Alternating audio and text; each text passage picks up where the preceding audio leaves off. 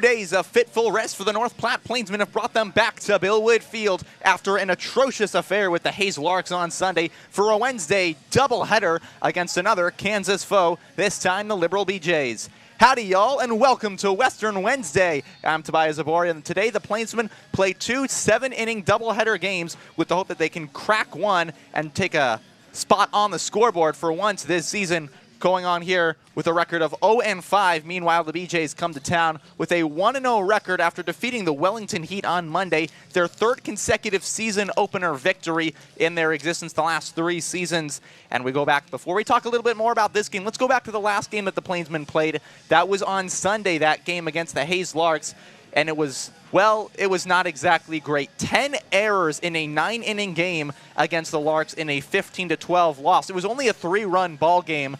However, those 3 runs do not exactly tell the difference. It felt like a blowout. Ever since the 4th inning, the Plainsmen at one point after the bottom half of the 3rd had a 10-5 lead. And it looked like that was the moment they were going to be able to crack their first win. Everything was going their way. Anthony Comfort was pitching nothing short of almost immaculately out there on the bump, and then everything started to go sideways. Comfort's day ended after 4 1/3 innings pitched. He allowed 10 hits, 12 runs, but of those 12 runs, most of them were unearned runs. He got stuck with a tough luck loss. He only got 1 strikeout in that game. That strikeout was a strikeout single that started an atrocious 5th inning where the Larks were able to bat around and take the lead. Meanwhile, you look in that game, some success was able to be found, and that came off the bat of Major Maiden. Maiden not starting this first game against the Liberal BJs, but he will be starting the second. At least that's how the lineup looks for Jared Jones, the head coach. He had a single, a double, and a single in his first 3 at-bats. He drove in a total of 5 runs, went 3 for 5, and if you saw the post at the Rocky Mountain Athletic Conference, the conference he competes in as a member of Colorado Christian University, put out, they highlighted his efforts with the North Platte Plainsmen. But one thing they're going to look for today, not just the bat, but limiting those mistakes. Those 10 errors were incredibly costly, like a high school game, but played at the college level. And that is something that the North Platte Plainsmen coming into today are going to want to move past. And part of that comes to the defensive lineup that the North Platte Plainsmen are bringing out with them here against the Hayes Larks. On the infield, you're going to see some more sure players making their way out there.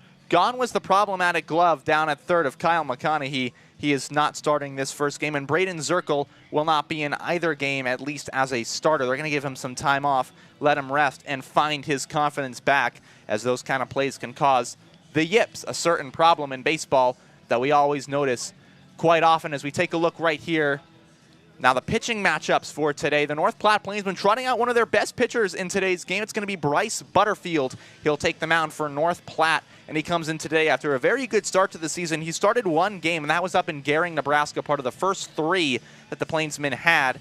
3 innings pitched, no earned runs allowed. No earned runs allowed, the best on the Plainsmen team so far through this season. Allows allowed just 2 hits, 2 walks, and 3 strikeouts. However, he took the loss in that game, as the Plainsmen were not able to pull it out against the Western Nebraska Pioneers. No earned runs, but he did allow, I believe, 2 unearned runs as the Pios took that final game, started the Plainsmen season 0-3, and then they came back, faced the Larks, and dropped to 0-5. So mistakes for the North Platte Plainsmen going to be something they want to limit in today's contest, and taking as many errors off the board as they possibly can.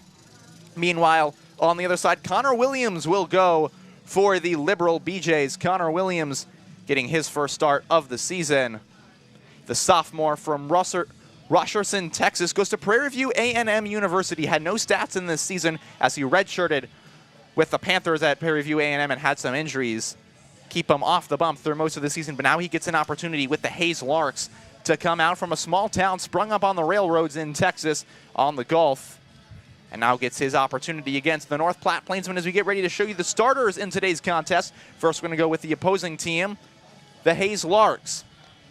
Leading off for them, Colden Kaiser, the center fielder, followed by Isaac Webb, the shortstop. After him, Walker Polk, the switch hitter, will be the DH. And then Justin Hudson out in left field will bat cleanup. Ethan Calder will be in right field. Jackson Schofield at first base. And then the bottom 3 are Derek Lukes behind the plate, Mateo Garcia out at 3rd, and Owen May at second base, and that'll round out the lineup for the Liberal BJs. Meanwhile, the other side, let's give you the starting lineup for your North Platte Plainsmen in today's contest. The leadoff hitter will be Zach Knowlton, the center fielder. He'll be followed by Cade Owens out in left field. Ryan Kelly will be catching and batting third. Sam Bond, the first of the Bond Bros. He'll be batting in the cleanup role, and he'll be out in right field.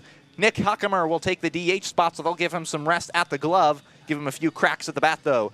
Javon Suarez will take over at third base after the glove of Kyle McConaughey got them into trouble on Sunday. Tucker Bond, the other Bond Bro, will be down at first base. That's a combination we saw last week on Thursday when the Plainsmen matched up against the Hayes Larks. Trey Runge will be over at second base, and rounding out the starting lineup, Mitsuki Kono, the new kid who went 1 for 5 in his first game as a North Platte Plainsman. He will be at shortstop. As we looked already on the mound, Bryce Butterfield will match up against Connor Williams as we see the head coaches from the North Platte Plainsmen and the Liberal BJs meeting at home plate. And once again, the Plainsmen get an experienced opponent who has spent a lot of time in baseball. The Liberal BJs have been around the block as it goes for baseball teams. They date back to 1955 as a team, and they were a founding member of the old Jayhawk League. That league was a powerhouse in collegiate summer baseball. They had teams like the Hayes Larks, the Dodge City A's, and the Liberal BJs. That started up in 1976, and ever since then they have still remained a powerhouse in that sense. They have a strong team. They've won the conference 14 times, won the National Baseball Conference Congress Championship 5 times. The most recent title was 2000. And on August 4th of last year, the BJs won their 200th NBC game, a record. They've been to the NBC 53 times. That, too, is a record. And even their name has baseball lineage steeped in it, named for Arnold Bancroft Johnson, the founder of the American League of Baseball Clubs, or as we just know it today, the American League, home to such great teams as the Boston Red Sox. Sure, I am biased there as a Red Sox fan myself, but the American League, founded by Ban Johnson in 1901 to challenge the National League in baseball supremacy, it did just that, changed how baseball was played forever, and the Liberal BJs honor that great man of baseball lore by naming their team after them. As we see the Plainsmen taking the field, the defensive lineup. Behind the plate is Ryan Kelly at the mound. Bryce Butterfield from first over to third. Tucker Bond, Trey Rung, Mitsuki Kono at shortstop, and Javon Suarez over at third in the outfield from left to right. From left to right, Cade Owens, Zach Knowlton, and Sam Bond. We're going to take a quick break for the national anthem, but when we come back, more lineups and first pitch here at historic Billwood Field.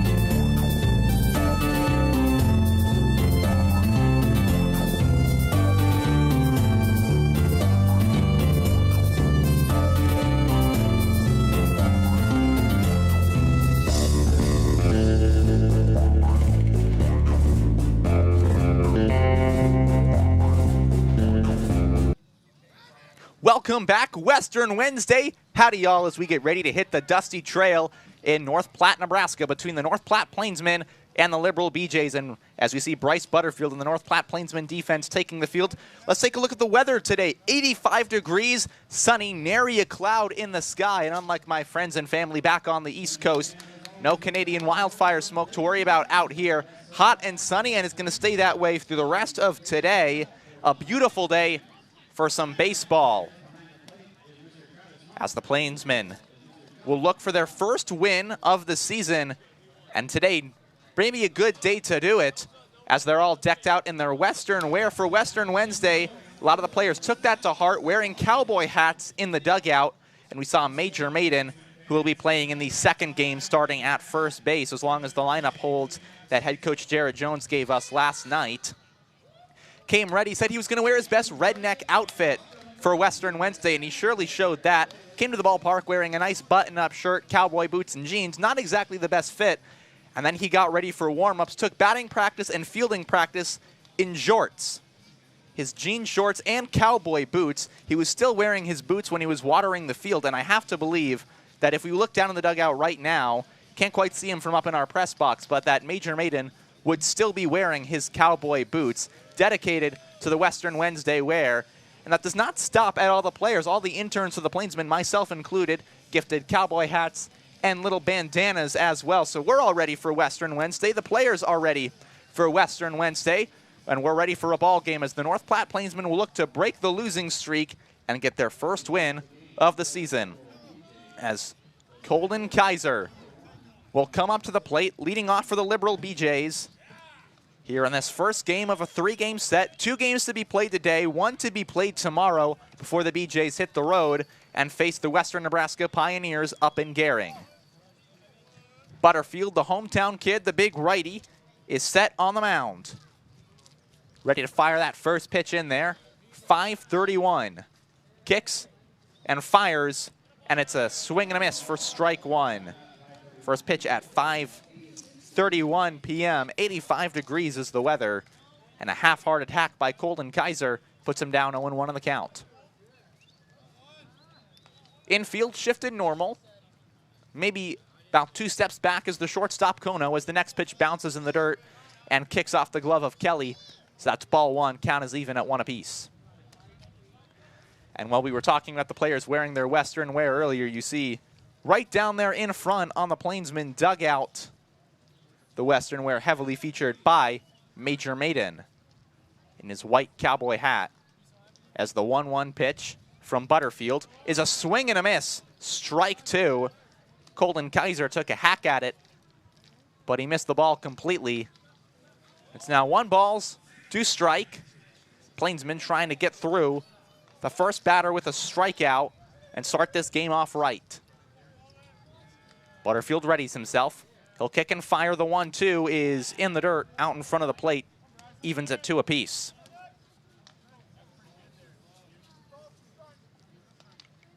On deck is Isaac Webb, the shortstop for the BJs at the plate, the center fielder Kaiser. Butterfield readies and fires. It's in the dirt, and the count moves full. So he's thrown 2 balls through the strike zone that Colton Kaiser has offered at, and 3 that have bounced out in front of the plate. And so the count has evened up completely to the first batter of this ball game.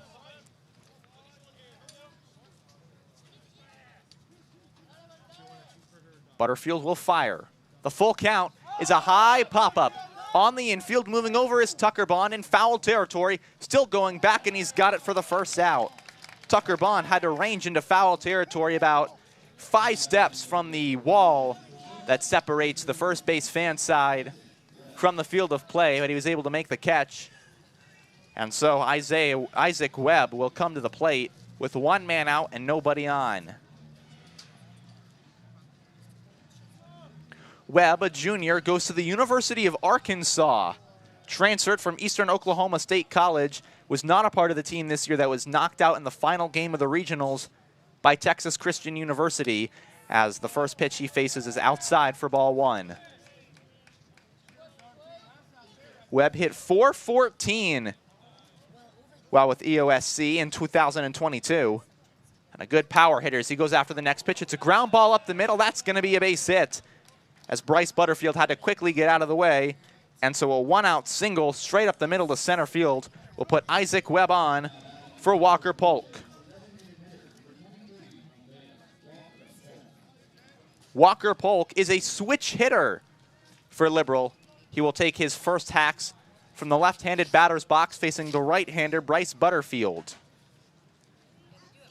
The first year from Coppell, Texas, as Butterfield checks on the runner at first, but he's back in plenty of time, no dive. And so it still remains runner on first base with 1 man out.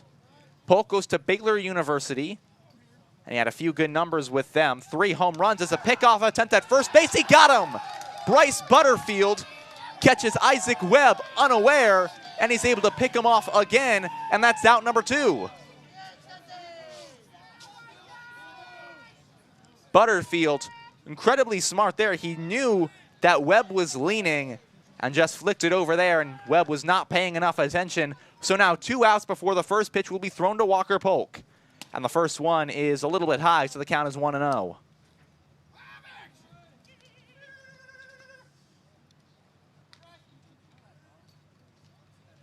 Polk ready in the batter's box.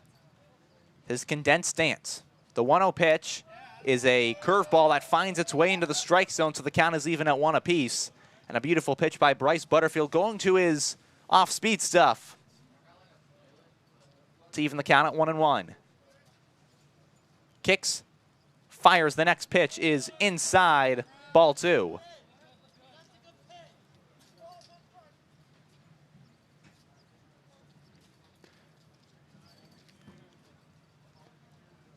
The DH is ready. The 2-1 pitch is low, ball 3.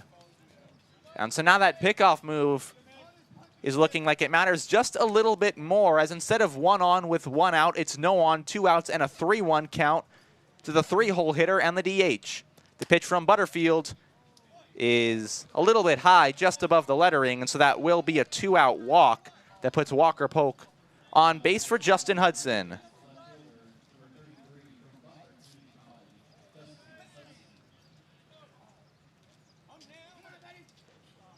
Hudson, a right-hander, will get ready. Hit .316 this past year for Butler Community College. 16 home runs. Has a lot of power, and that's why he's in the cleanup role as the first pitch is in there for strike 1. Butterfield struggled with his command the last time with his last batter. Polk this time able to find it and fires that one just below the letters. 0-1 the count. Walker Polk is leading off first base. Tucker Bond is holding him on. The 0-1 pitch is a high fly ball, skied in the air to right field. Sam Bond charging in on it into foul territory, and he cannot make the play. That ball will fall foul, so the count moves to 0-2. Hudson skied it really high into right field, and what wind there is blowing in from center, kind of center towards right field, so it carried it foul. And Tucker Bond not able to find the wheels on going out. Sam Bond, the right fielder, tried to come in late out for it, but just did not quite have enough speed to make the catch. But the count is now 0-2 to the cleanup man, Hudson. Butterfield readies. He'll kick and fire. The 0-2 pitch is high for ball 1. Just above the lettering. And so staying alive is Hudson. The BJs today wearing these very interesting red, dark red, and gray uniforms. The Plainsmen in their all greens. It's almost as if it's a crude gradient that reminds me of Jupiter's colors. The 1-2 pitch from Butterfield. Got him looking. Bryce Butterfield breaks it off the outside part of the plate, and he'll get his first strikeout of the day and end the inning. We go to the bottom of the first. The Plainsmen and the BJs tied at 0. Looking to unleash your inner cowboy or cowgirl? Check out KJ's Boots and Western Wear. They will have you looking sharp for Nebraska Land days. Whether it's boots, hats, or apparel, KJ's Boots and Western Wear will have you stepping into a world of Western style. Great seats at a great price. Get them safer, simpler, and smarter with Ticket Smarter. A proud partner to the biggest names in live sports and events, including ESPN events and iHeartRadio. TicketSmarter has seats for over 125,000 live events and 48 million tickets for sale. All backed with the TicketSmarter 100% ticket guarantee. Thinking about your next great live event? Think smarter. Think TicketSmarter. Get your tickets your way, guaranteed, at TicketSmarter.com. Clear Focused Eye Care, with comprehensive optometry service ranging from exams, corrective lenses, and treatments for dry eye. Clear Focus is your one-stop shop for any visual needs you have. Check them out at clearfocuseyecare.com. Bryce Butterfield gets to the top half of the first inning without allowing a run, despite allowing a hit and a walk. but he gets a strikeout to get himself out of the frame and a key pickoff as well. We go to the bottom of the first as the Plainsmen lineup will come to the dish. Zach Knowlton followed by Cade Owens. Ryan Kelly will bat third. Sam Bond, the big bopper, will fit in the cleanup role. Nick Hockemer, the DH, will be in 5. Javon Suarez will bat 6, followed by Tucker Bond. Trey Runge will hit 8th, and Mitsuki Kono rounds out the lineup, batting 9th, all facing Connor Williams. Connor Williams for the Liberal BJs. Williams, the sophomore from Prairie View A&M University, did not pitch in the past season for the Panthers, so now gets an opportunity to pitch for the Liberal BJs. The tall righty will get set to face Knowlton, Owens, and Kelly. I was talking a little bit last half inning about the BJ's uniforms that they're wearing for this first game of the doubleheader. It starts off like a crimson red, moves into a scarlet red, back to a crimson, and then gray. It's like a very interesting gradient that both reminds me of barbecue, Jupiter, and strangely a whale. As they get ready, their defensive practice over. As Zach Knowlton, 1 for 13 on the season. He has struck out 7 times. But now he looks for an opportunity. He had a hit against the Hayes Larks. But other than that, has had absolutely nothing going for him. This will be his 3rd start of the season, 5th game played in of the 6 that the North Platte Plainsmen have played to this date.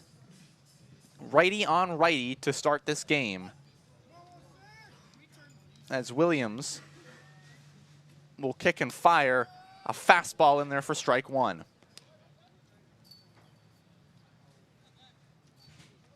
Infield playing back kind of on the grass. Outfield in normal depth as the 0-1 pitch is a little bit low and away, so the count is even at 1 apiece. Kelly has also yet to walk this season. His only time getting on base was that single as he takes the next pitch for strike 2.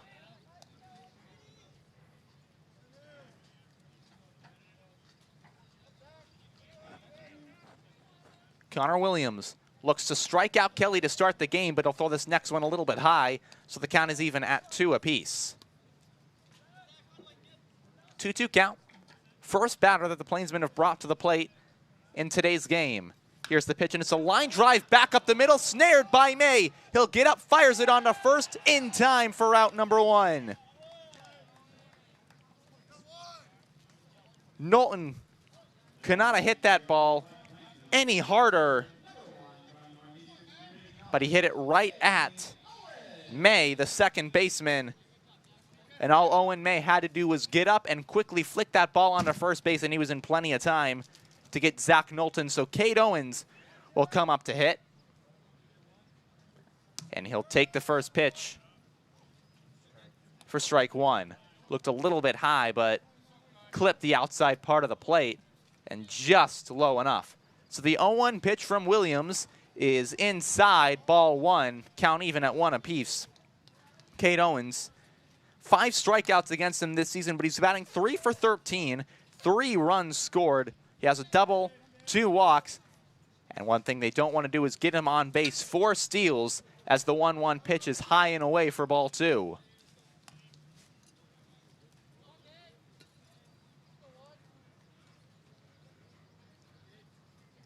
Williams readies and fires to Cade Owens, a swing and a miss for strike 2. Owens took a hack at it, but was well below the pitch and couldn't really get anything on it. So the count is even at 2 apiece with 1 man out. The righty Williams will deal. Inside, full count. Almost clipped the belt of Cade Owens. And the catcher, Lukes, had to scramble, but was able to keep the ball in his glove. Full count, 1 out. Ryan Kelly is on deck, the catcher. Here's the 3-2 pitch. It's high. Checks his swing, doesn't go. Ball 4 and a 1-out walk. So both pitchers retire the first batter and then allow the next batter to reach base. Bryce Butterfield picked off Isaac Webb, so he didn't have to worry about it. But now Cade Owens with 4 steals on the season will make his way down to first as we see Carmelo Ortiz, one of the backup catchers, bringing out baseballs to the umpire, wearing his cowboy hat in the theme of Western Wednesday. As Kelly, the catcher, 2 for 4 on the season, already a home run though. He's got a lot of power in that bat, and he takes the first pitch high for ball 1. That home run, 1 of 2 the Plainsmen hit in 3 games against the Western Nebraska Pioneers to open up the season. They have not done it since, as a pickoff attempt at first base, but Owens is back in time. So the count's still 1-0 with Cade Owens on first. Holding on is Schofield. His next pitch is popped up. Foul territory on the right side, moving over, and it's out of play. Schofield tried to make a play on it, lost his hat in the process, as chasing were a couple of Liberal players, but the ball makes its way out of play past the white stripe that denotes that mark. Onto the count, we'll move to 1-1.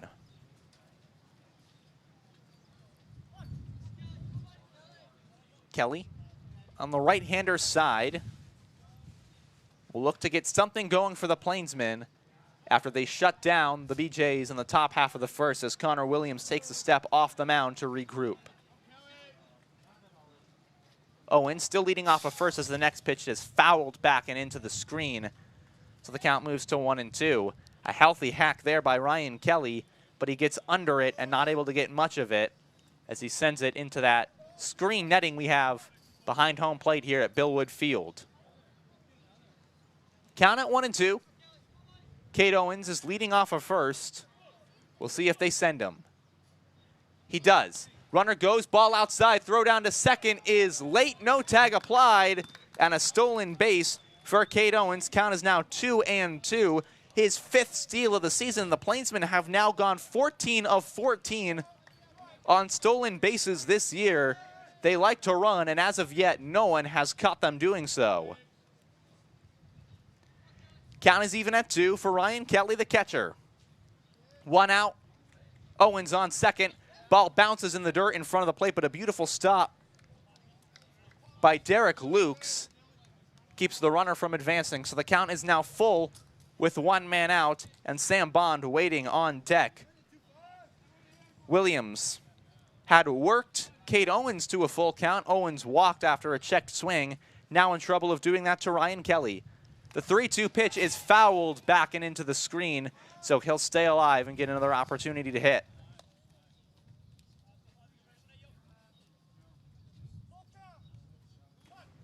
Full count. Runner in scoring position, Cade Owens. Williams checks back.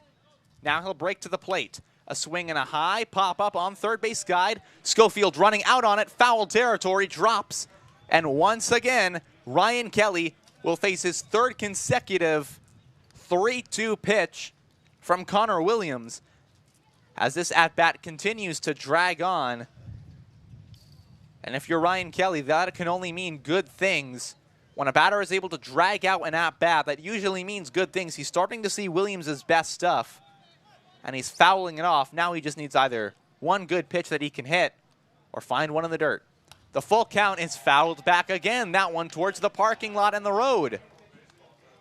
3-2 once more.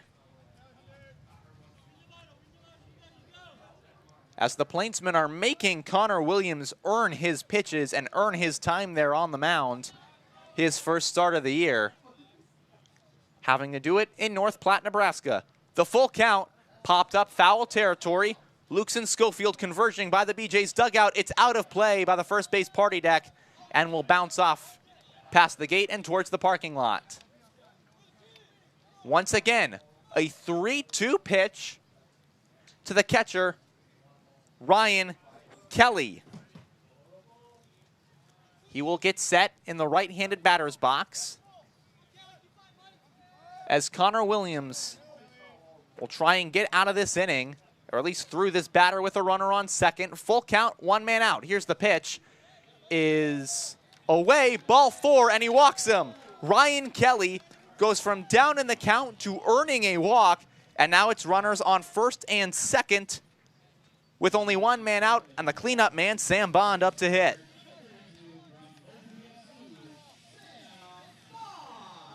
Sam Bond 0 for 9 on the year. Now would be a great time if you're Bond to get your first hit with a runner in scoring position and a man on first base. Williams looks back at second, now fires it in, and he peppers in a fastball for strike one.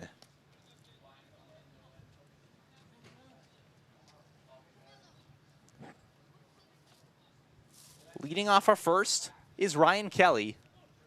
Here's the pitch, is a ground ball foul on the third base side. So the count is now 0-2 to Bond. And now he'll have to work himself through this at-bat if he wants to get back in it and earn away on base. 0-2 count. 2 on, 1 out to the cleanup man. Here's the pitch. Swing and a miss. Bond strikes out swinging, and there's a key out number 2, and he'll go 0-10 on the year.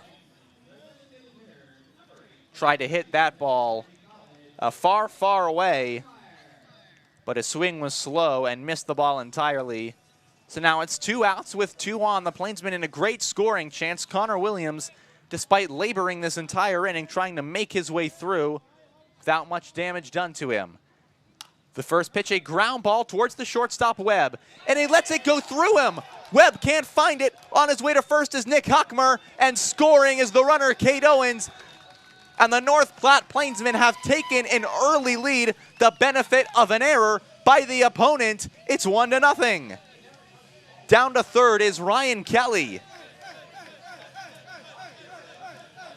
The runner scores, and we're going to wait and see what that is officially ruled as, whether that's going to be an error or a hit.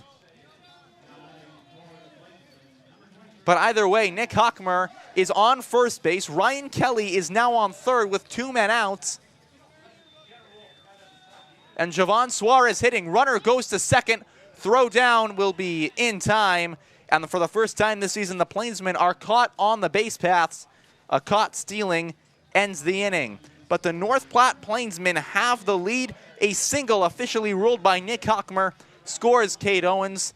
As they take a 1-0 lead, we go to the second at Billwood Field as part of this 7-inning doubleheader. Great Plains Foot and Ankle, providing quality health care since 1991. Great Plains Foot and Ankle is the perfect place to go for any foot pains. And with no referrals needed, it's as easy as ever to schedule an appointment with them today. Maple Park Dental Associates has the best quality dental care and the friendliest staff. With top-notch dentists in 3 locations, you can be sure to get your regular checkups and cleaning, plus any dental care anyone in your family needs, including fillings, crowns, bridges, root canals, wisdom tooth extractions, implants, dentures, partials, straightening, and whitening. They can even help with those facial fine lines and wrinkles. Love your smile with the help of Maple Park Dental Associates, with offices in North Platte, Sutherland, and Broken Bow. Miller Coors provides beer to Bellwood Field for the 2023 season. From Coors Banquet and Light to Budweiser and other Bud products, the Plainsmen are proud to have Miller Coors provide beverages for all Plainsmen home games, and please drink responsibly. Welcome back to Billwood Field. The North Platte Plainsmen get the benefit of a good hit by Nick Hockmer through the left side under the glove of Webb, the shortstop, and they take a 1-0 lead. We go to the second inning. And now an opportunity for Bryce Butterfield. After a good start against the Western Nebraska Pioneers, his first time on the bump, now looks to lock one down for the Plainsmen as they try for their first win of the season. And he'll face in the second inning Ethan Calder, Jackson Schofield, and Derek Lukes for the Liberal BJs, as Calder will make his way to the plate. The right fielder in today's game. First year from Lake Travis, Texas, goes to Baylor University, and has played his way as a two-way player for the Bears. 1 for 10 at the plate, not the best numbers, but on the mound, 32 2/3 innings pitched for them. His lone hit of the season came against Rice University in an early season series. And now he'll face Bryce Butterfield in the North Platte Plainsmen as Butterfield waits on the mound with his baby blue glove. One of multiple Plainsmen pitchers with interesting gloves, Sota Indin, has that bright yellow. Butterfield with the baby blue. He'll throw that first pitch a little bit low for ball 1.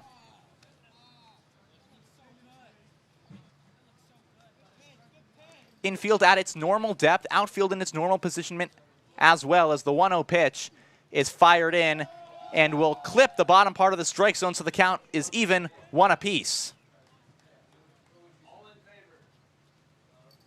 Butterfield ready. He'll kick and fire to Calder. Is a fastball that kind of breaks down late and doesn't quite find the strike zone, so the count is 2-1. There's some confusion last inning as to whether or not the ball hit by Nick Hockmer that scored a run was going to be a hit or an error.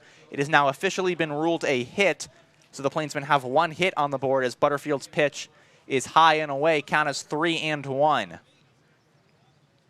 So he is awarded a single and an RBI.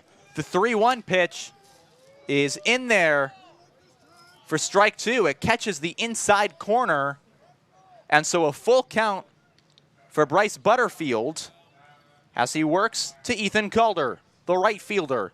The full count pitch is grounded right back to Butterfield, snares it in the baby blue, flips it onto Tucker Bond at first for out number 1. A hard one hopper that was hit right back at Bryce Butterfield, but this time he's able to snare it and fire it onto first. And unlike the single back in the first inning by Isaac Webb, it's 1 out, and now Jackson Schofield will make his way up to hit. Schofield, the lefty, the second in a row that Butterfield has faced. Will dig in as Butterfield fires, and it does clip part of the strike zone, so the count is 0-1. Jackson Schofield from Dublin, California, goes to San Joaquin Delta Community College.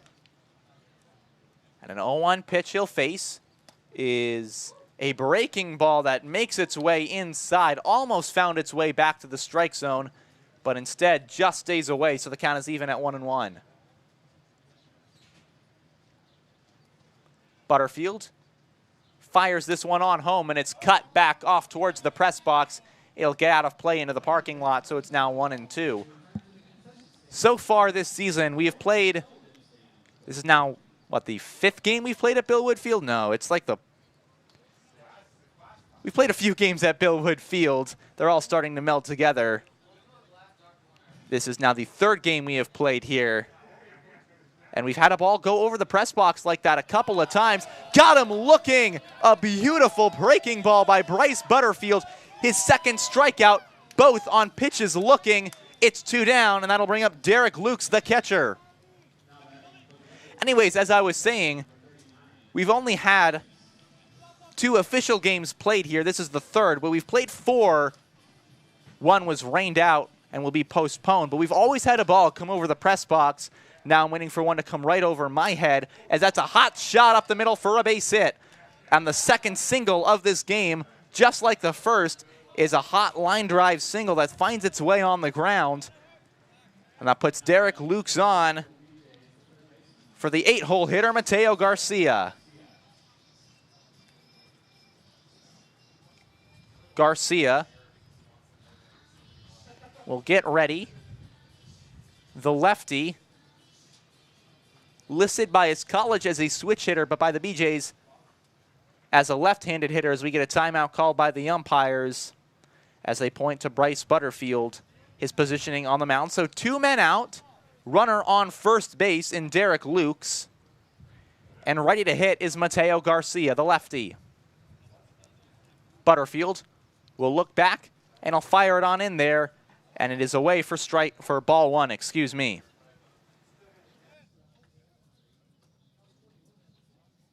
One and nothing the count, and a runner on first base after the single with 2 outs was Derek Lukes. As Butterfield will come set, gets his sign from Kelly. He'll go in a little bit high for ball 2. Just above the script on their uniforms that is in baby blue. So is their numbering with white striping on the outside. Check on the runner at first, and he is back in time. A close play.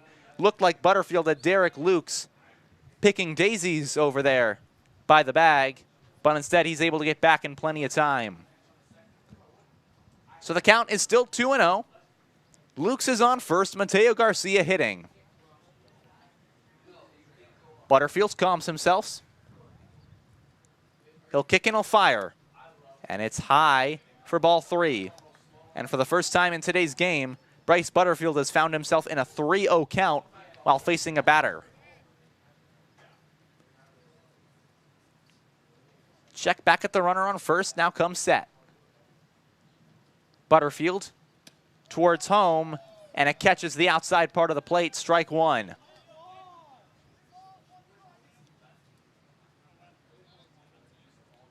Infield pinching slightly towards the bag and in. Check on the runner at first again, but he's back in time.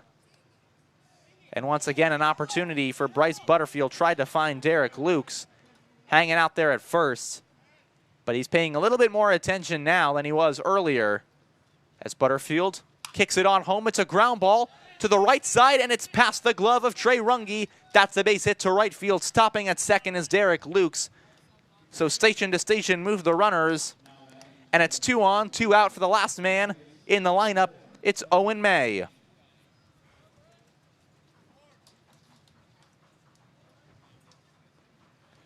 Owen May,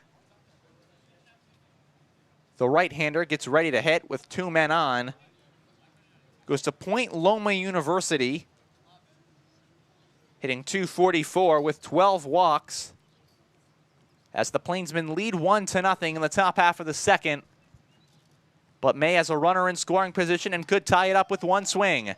The next pitch catches the outside part of the plate. Count moves to 0-1. Bryce Butterfield will get ready on the mound. The infield playing in about regular depth. Second baseman Runge playing a little bit closer to the bag, while Mitsuki Kono is off to his normal spot and back on the grass. The 0-1 pitch from Butterfield is down and away. Ball 1. Count evens. Owen May, at least according to Point Loma University, nicknamed O-Dog by his teammates. And I'm sure if he puts one through into the outfield, you'd hear a lot of O-Dogs from that first base dugout. The 1-1 pitch is skied up in the air, right side, foul territory. Tucker Bond moving out on it, reaches out the glove, can't quite extend enough. So it drops foul, count is 1-2. That ball went a long way. We saw three converging on it. Tucker Bond ran out. Trey Runge ran out, and running in on it was Sam Bond. None of them could triangulate the baseball as it just carried and dropped. That one, however, you can't really place on the wind. The flags sitting out in center field are completely dead. No wind blowing them around. 1-2 count. Runners on first and second. Butterfield facing the bottom man of the order in Owen May. He'll come set. Readies and fires. The 1-2 pitch is a liner to right field. That's a base hit. It'll take 2 hops before finding Bond. Coming in to score is Derek Lukes. Down to third is Mateo Garcia, and the Liberal BJs have tied it at 1. The single by Owen May to right field after being down 1-2 in the count has brought us all to 1 apiece and brings up the top of the lineup for Liberal. It's going to be Colton Kaiser. Colton Kaiser popped up and popped out to Tucker Bond to start this game for Liberal, as now he'll have runners at first and third with 2 men down in the top half of the second inning. Game is tied at 1 apiece as Butterfield steps off the mound to ready himself.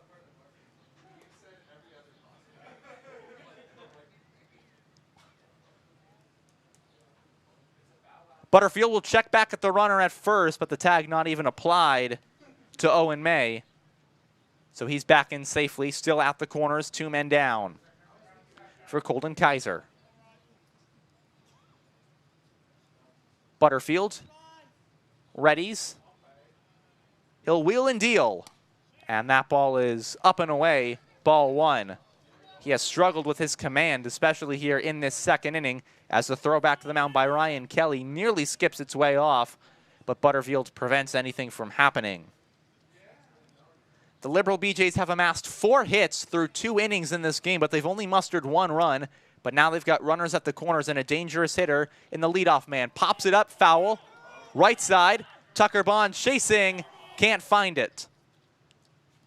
Just couldn't find the ball in with the sun and everything else up there by the first base side, and ends up dropping it kind of by that fake rock down the line. So the count is even at 1 apiece for the top hole hitter, Golden Kaiser.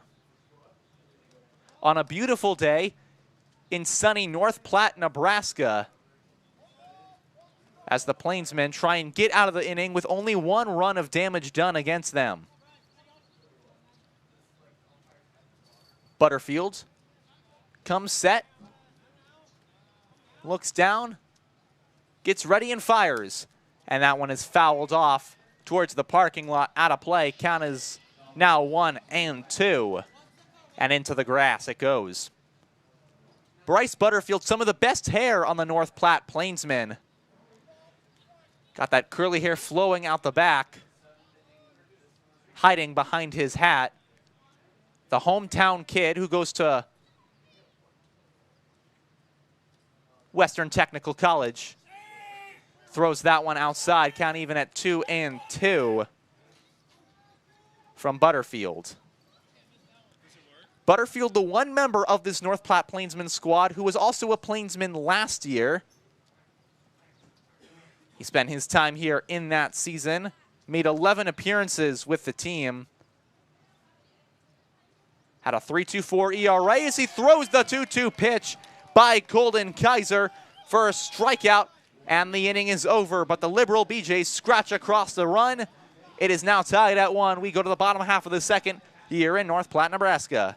The Nebraska Lottery. From the Mega Millions to the jackpot and the Nebraska Pick 5, the Nebraska Lottery has it all. And with realtors all over the state, it's as easy as ever to try your luck on the lottery. And please remember to gamble responsibly. Great seats at a great price. Get them safer, simpler, and smarter with Ticket Smarter. A proud partner to the biggest names in live sports and events, including ESPN events and iHeart Radio. Ticket Smarter has seats for over 125,000 live events and 48 million tickets for sale. All backed with the Ticket Smarter 100% ticket guarantee. Thinking about your next great live event? Think smarter. Think Ticket Smarter. Get your tickets your way, guaranteed, at Ticketsmarter.com. Looking to unleash your inner cowboy or cowgirl? Check out KJ's Boots and Western Wear. They have everything you need to embrace the Western lifestyle. Find the perfect fit, whether it's boots, hats, or apparel. Step into a world of Western style at KJ's Boots and Western Wear. The Liberal BJs scratch across the run against the North Platte Plainsmen, but they leave runners at the corners as Bryce Butterfield, absolutely stunning so far on the mound through his 2. We go to the bottom half of the second at historic Billwood Field, all knotted up at 1. Connor Williams still out there for the Liberal BJs. Meanwhile, the Plainsmen will bring up their 6, 7, and 8 hitters, and it'll start with Jovan Suarez, the third baseman in today's contest. He'll be followed by Tucker Bond and Trey Runge, the second baseman. And a bit of an interesting note there from the catcher, Derek Lukes. Despite playing for the Liberal BJs, who are a team that wears blue and red, he's got his green and yellow catcher's gear from his time at college. Lukes goes to Point Loma University, and their colors are green and yellow. As Connor Williams will get set on the bump, the big righty, 6'2", will get ready to face the third baseman, Jovan Suarez, hitting 1 for 11 on the season with a double, 2 RBIs, but he has struck out 5 times. In this game, tied 1-1. The first pitch from Williams in the second is a fastball that is just inside it, strike 1. And it looked like for a second the umpire was going to call that a ball, but he ends up calling it a strike. So the 0-1 pitch to Suarez is high, almost neck high, and so the count is even at 1 apiece.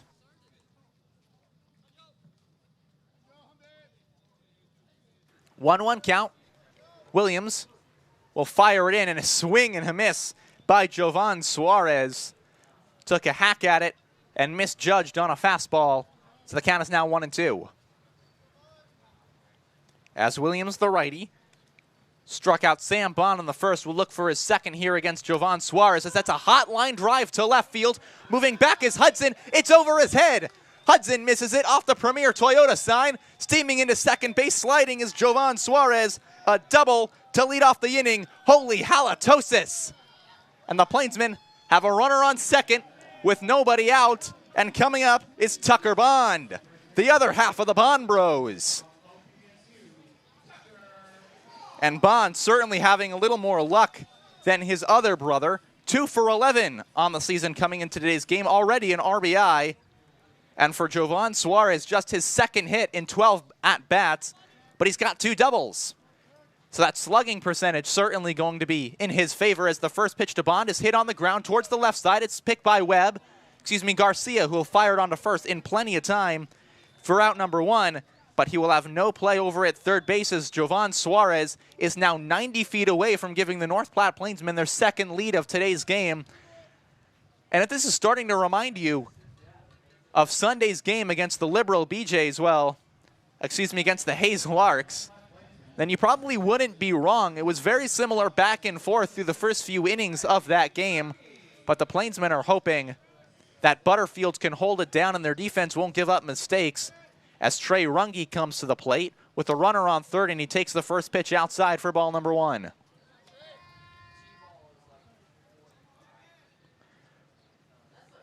Runge, 0 for 11 on the season, but he's already gotten a walk as the 1-0 pitch. Now it's 1-1 after a hack by him. Suarez, after the double to left field that hit off the Premier Toyota sign, is at third and 90 feet away. The 1-1 pitch will clip the outside corner. It's 1-2. And now Trey Runge is now in danger of striking out as Connor Williams has found himself in trouble throughout all of today's game, but saved the 1 run, has gotten out of it, and a swing and a miss by Runge will bring out number 2, and the last man in the Plainsmen batting order, Mitsuki Kono. Kono made his first appearance as a Plainsman back on Sunday against the Hayes Larks. He went 1 for 5, and he stole a base in that game. And now he has a chance to solidify his role as a Plainsman with Jovan Suarez at third, 90 feet away. Kono in the left-handed batter's box will spit on the fastball. It's ball 1. Kono ready. Connor Williams looks to get out of trouble again as Suarez fakes stealing home. Now goes back to third. Ball is away. 2-0.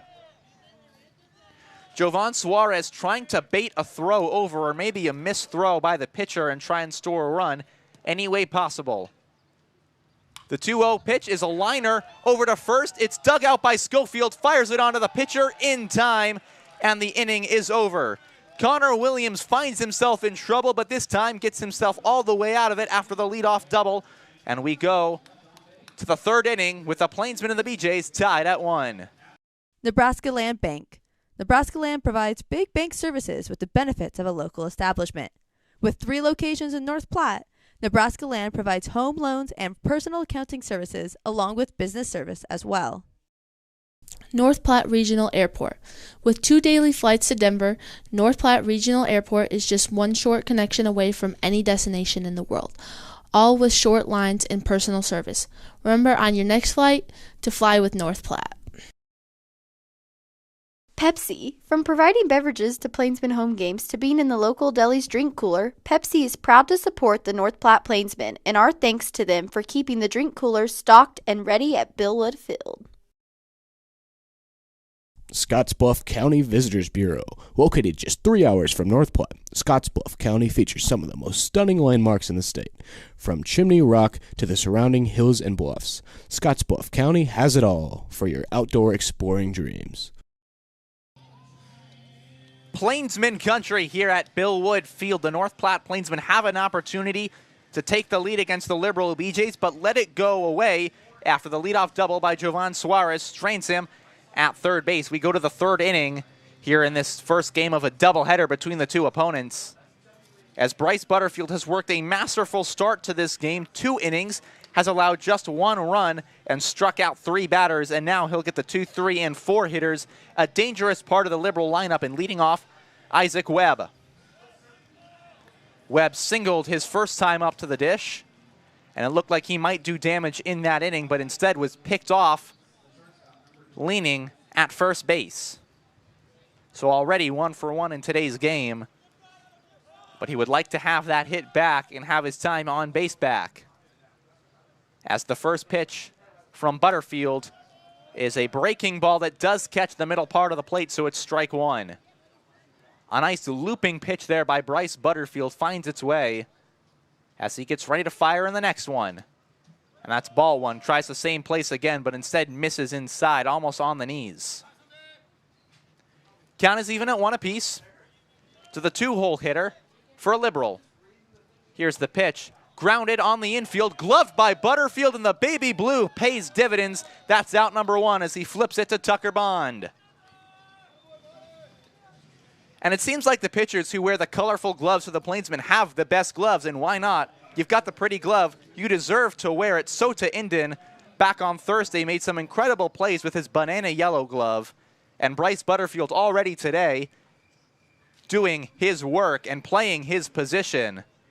So 1 out for Walker Polk, the switch hitter, who once again comes up as a lefty and goes after the first pitch, hits it into right center field. Moving over, it drops for a base hit in front of Zach Knowlton in dead center.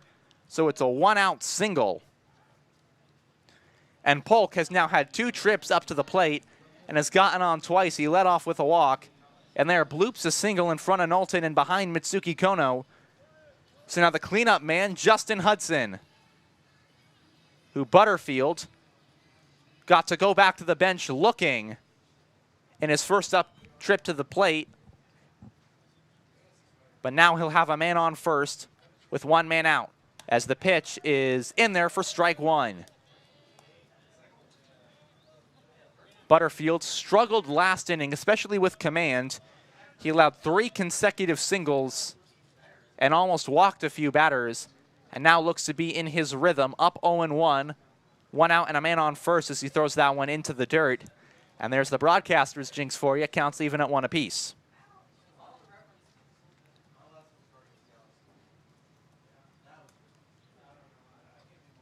Walker Polk,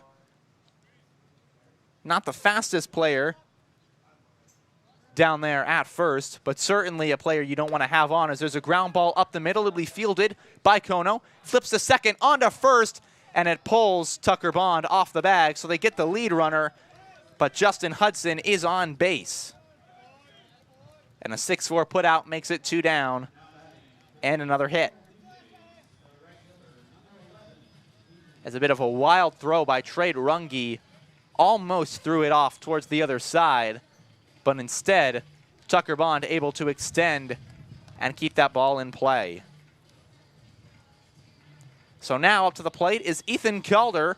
He grounded back to Butterfield on another incredible PFP kind of play from the pitcher back in the 2nd inning to lead it off. The runners at first trade position as Polk goes back to the dugout. Hudson at first, 2 men down to Calder. And the first pitch is high for ball 1.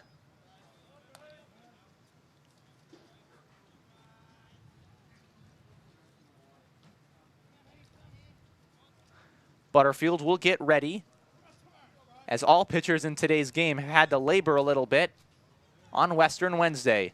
The 1-0 pitch is grounded foul off the first base side, and it'll keep on rolling and rolling into the green grass, so it's even at 1 apiece, as Ryan Kelly asks for a new baseball. Time still being called, as a Liberal pitcher from the bullpen will have to run out and pick the ball up in foul territory. No one had gone to make that move yet, but now someone from the BJ's bullpen has retrieved the foul ball and taken it out of play, so we're able to resume.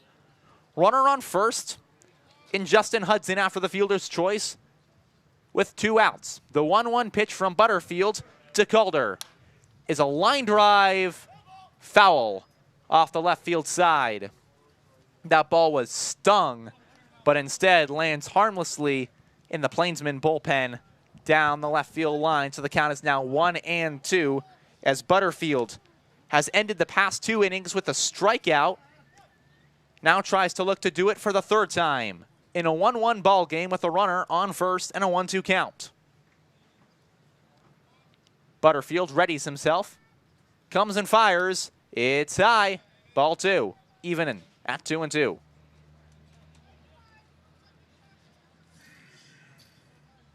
Calder is ready in the left-handed hitter's batter's box.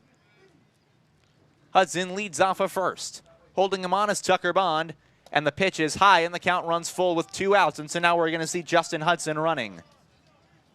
As Bryce Butterfield started by moving the count to 0-2, and has now lost his command a little bit, and will have to regroup himself on the mound. As we see the Plainsmen hanging out on the top steps of the dugout, wearing their cowboy hats, Noah Soper and Major Maiden, in observation of Western Wednesday. The full count pitch is fouled off towards the third base party deck, and it goes foul by the batting cages. So the count remains full. Ethan Calder is running on the pitch. He ran there, but the foul ball keeps him at first base. With 2 men out in the top half of the 3rd inning, Plainsmen and BJ's tied at 1. Here's the pitch from Butterfield. Swing and a miss, he got him to go. 3 innings have all ended with the Bryce Butterfield strikeout, and we go to the bottom half of the 3rd. The North Platte Plainsmen and the Liberal BJ's are tied at 1 apiece. Looking to unleash your inner cowboy or cowgirl? Check out KJ's Boots and Western Wear. They will have you looking sharp for Nebraska Land days. Whether it's boots, hats, or apparel, KJ's Boots and Western Wear will have you stepping into a world of Western style. Great seats at a great price. Get them safer, simpler, and smarter with Ticket Smarter. A proud partner to the biggest names in live sports and events, including ESPN events and iHeart Radio. Ticket Smarter has seats for over 125,000 live events and 48 million tickets for sale. All backed with the Ticket Smarter 100% ticket guarantee. Thinking about your next great live event? Think smarter. Think Ticket Smarter. Get your tickets your way, guaranteed, at ticketsmarter.com. Clear Focused Eye Care, with comprehensive optometry service ranging from exams, corrective lenses, and treatments for dry eye. Clear Focus is your one-stop shop for any visual needs you have. Check them out at clearfocuseyecare.com. In the bottom of the 3rd, tied 1-1. It'll be the 1, 2, and 3 men for the North Platte Plainsmen as they face off against the Liberal BJ's here in this first game of a doubleheader on a beautiful Wednesday afternoon at historic Billwood Field in North Platte, Nebraska. Tobias Zabore along with you from the press box on a very warm day. And I'm going to tell you what right now, this wooden press box without much of air conditioning can get a little hot, and we're certainly feeling that up here. And down on the field, they're feeling the pressure and the heat as well. Connor Williams and Bryce Butterfield have both had to work out of jams in today's contest, and barring mistakes by both of them, they've been pretty much perfect. Williams' mistake came in the 1st inning on a single by Nick Hockmer, and Butterfield's came in the 2nd after allowing 3 consecutive singles that scored a run. And back to the top of the order for North Platte, it's going to be Zach Knowlton. He grounded out spectacularly over Tomei to start out this ball game. As the first pitch will catch the strike zone, it's 0-1. On that play was a ground ball that Owen May made an incredible snag on, flipped onto first to start the ball game. That was followed by a walk who would eventually score the Plainsmen first and so far only run of today's game as the next pitch is outside for ball 2. Connor Williams will look for a quick and safe inning as he fires the next one in a line drive into left center field, moving in on it, and right there is Kaiser for out number 1. A line drive that was scalded, but it was not hit hard enough, as all Kaiser had to do was take about 2 steps in and 1 to his right to retire the first batter. Is now Cade Owens, who walked his first time up, stole second, and ended up scoring on the single by Nick Hockmer, will now make his way up to the plate. Williams readies and fires. The first pitch is in there for strike 1. against the left fielder, Cade Owens. Owens has yet to see any action in the field so far, but at the plate and on the base paths, he's made his name known as he goes after the next pitch and skies it foul off the right side, heading towards the Liberal dugout, gets out of play, and clangs off the metal bleachers on the first base side and hits just about to the right of a kid. And one kid who was wearing a blue hat and blue shirt had to run out of the way and scalds his way over before getting hit by a foul ball. Count is 0-2 with one man out. Nobody on base. The pitch from Williams, and it clips the shoulder of Cade Owens, and so he'll earn his way on base again, this time the hard way. So a walk and a hit by pitch will bring up Ryan Kelly, the catcher. Kelly also earned his way onto first base. He walked back in the first inning. He moved over to third on that single by Hockmer. And once again, Connor Williams will have to pitch with a man on base as he throws the next pitch away for ball one. So far, no pitcher has had a perfectly clean inning, or really anything clean so far that resembles it, and that hit by pitch not going to help Connor Williams out as the next pitch will find the top part of the strike zone. It's 1-1.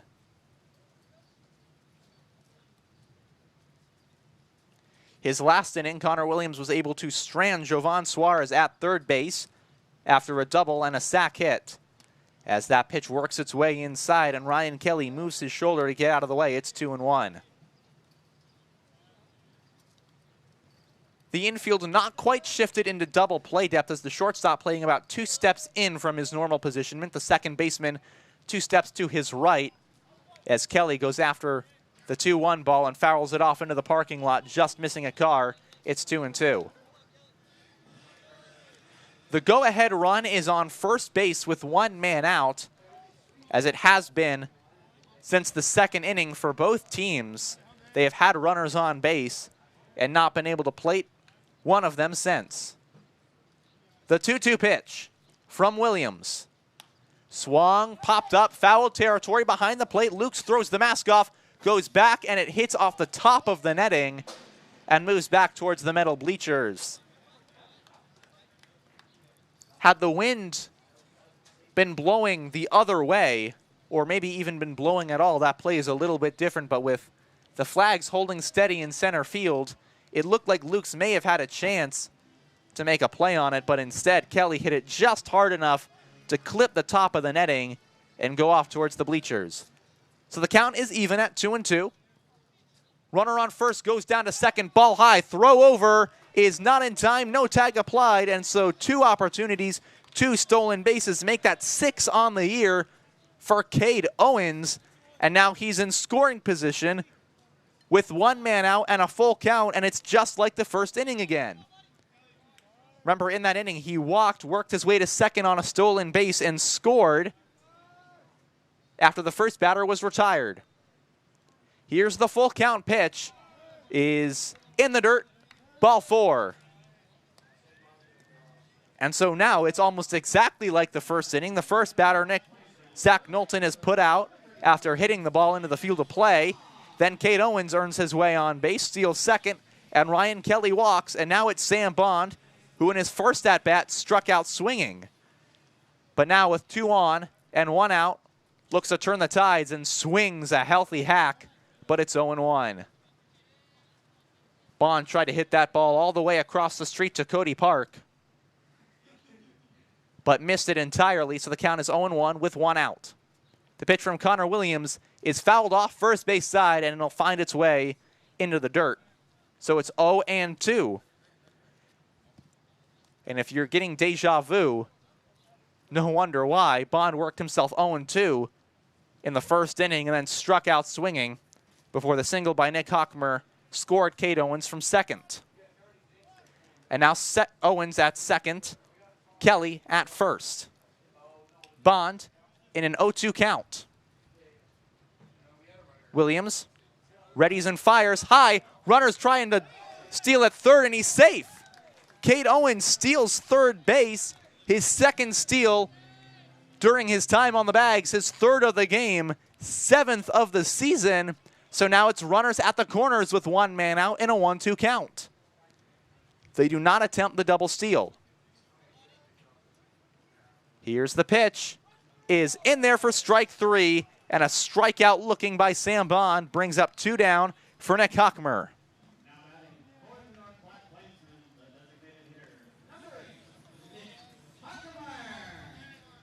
Single to left field. His first at-bat drove in a run and then was picked off trying to take second on an ill-advised steal. And now the lefty digs in to face the righty Williams, who will look to get out of his second consecutive inning with no damage done, but runners in scoring position as the first pitch is outside for ball 1. Kate Owens is 90 feet away from providing the North Platte Plainsmen a 2-1 lead. On first is Ryan Kelly as the next pitch is away and low for ball 2. Connor Williams consistently struggling with control in his outing so far today.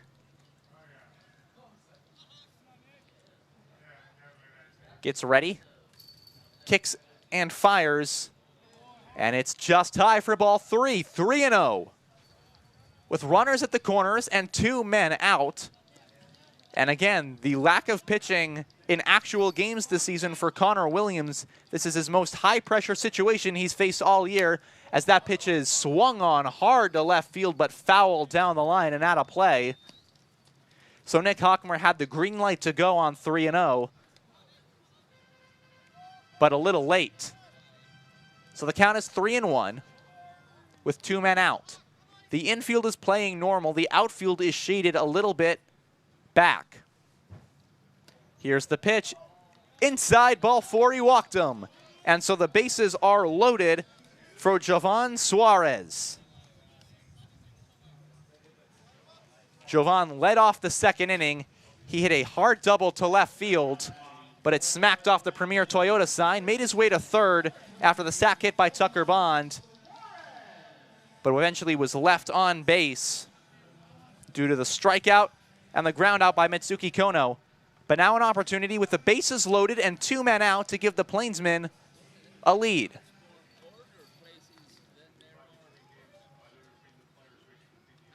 Here's the pitch. High, it's ball 1.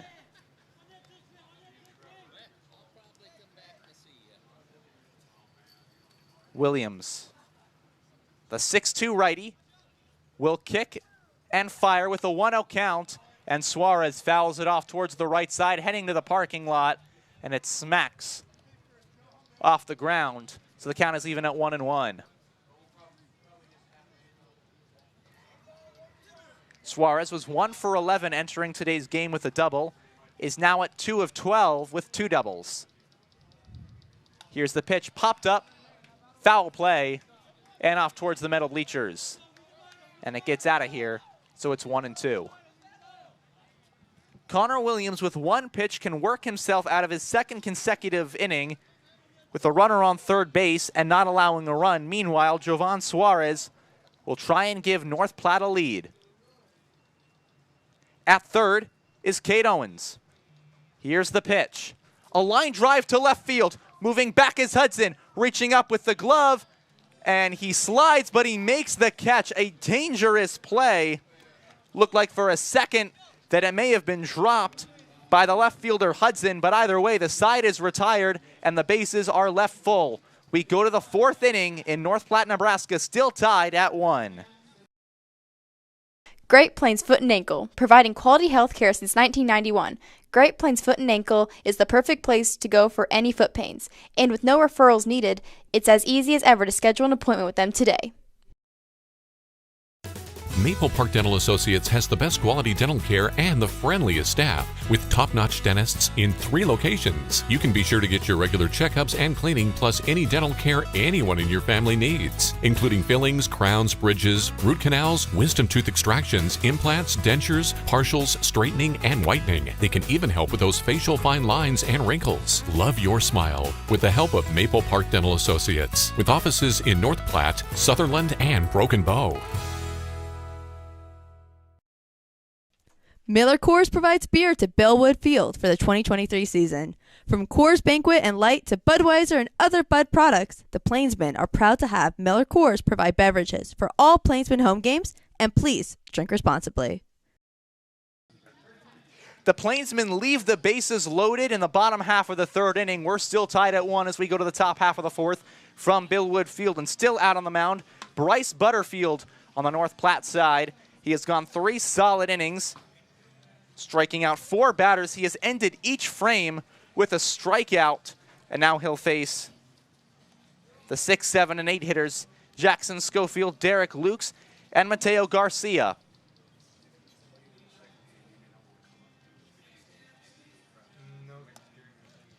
Jackson Schofield, he came in with 1 man out already in the second, and he struck out looking, and that came out number 2. However, in that second inning, a run scored that ended up being Derek Lewis, who singled to right field and was moved over as part of 3 consecutive singles, as now the lefty Schofield will dig his way in, trying to atone for his earlier mistakes, as Butterfield already struck him out looking. The first pitch he'll deliver to Schofield is a high breaking ball that misses for ball 1. Count moves to 1-0. 1-0 the count to the first baseman Schofield, who's had a good day in the field receiving as he swings at a ball that winds its way into the dirt. Count is even at 1 apiece. Butterfield gets himself ready. Now looks in. The 1-1 pitch, he'll kick and fire, is a line drive up the middle. It is scooped by Kono, fires it on to first, in plenty of time for out number 1.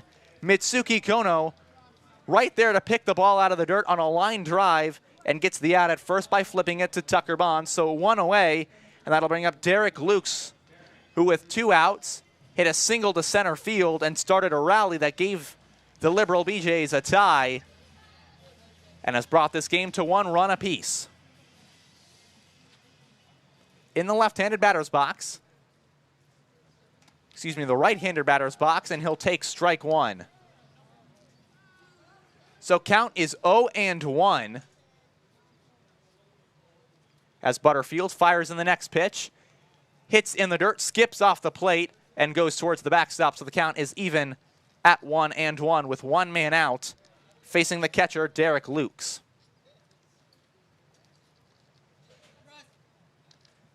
1-1 count. Here's the pitch. High, ball 2. So it'll be 2-1. Luke started that rally in the second, now top of the fourth. He'll face a 2-1 count. Here's the pitch from Butterfield. Is high for ball 3. So it is 3-1 to the catcher, as the Liberal BJs and the North Platte Plainsmen are tied at 1 run. Here's the 3-1 pitch. It's a swing and a drive out to left center field. Moving back is Owens, looking up at the wall, and it hits off the armory. A home run from Derek Lukes, and the Liberal BJs have the 2-1 lead. And Lukes on fire today. He hit the single that scored the key run in the second that tied it at 1 apiece, and now has a home run that has made it 2-1. And that'll bring up Mateo Garcia. He singled to left, moved over to third base, and was left stranded on the strikeout from Colin Kaiser. So Butterfield will get set to face the lefty Garcia after allowing a home run, trailing 2-1, and he throws a beautiful pitch that catches the strike zone. It is now 0-1 to the lefty. Garcia steps in.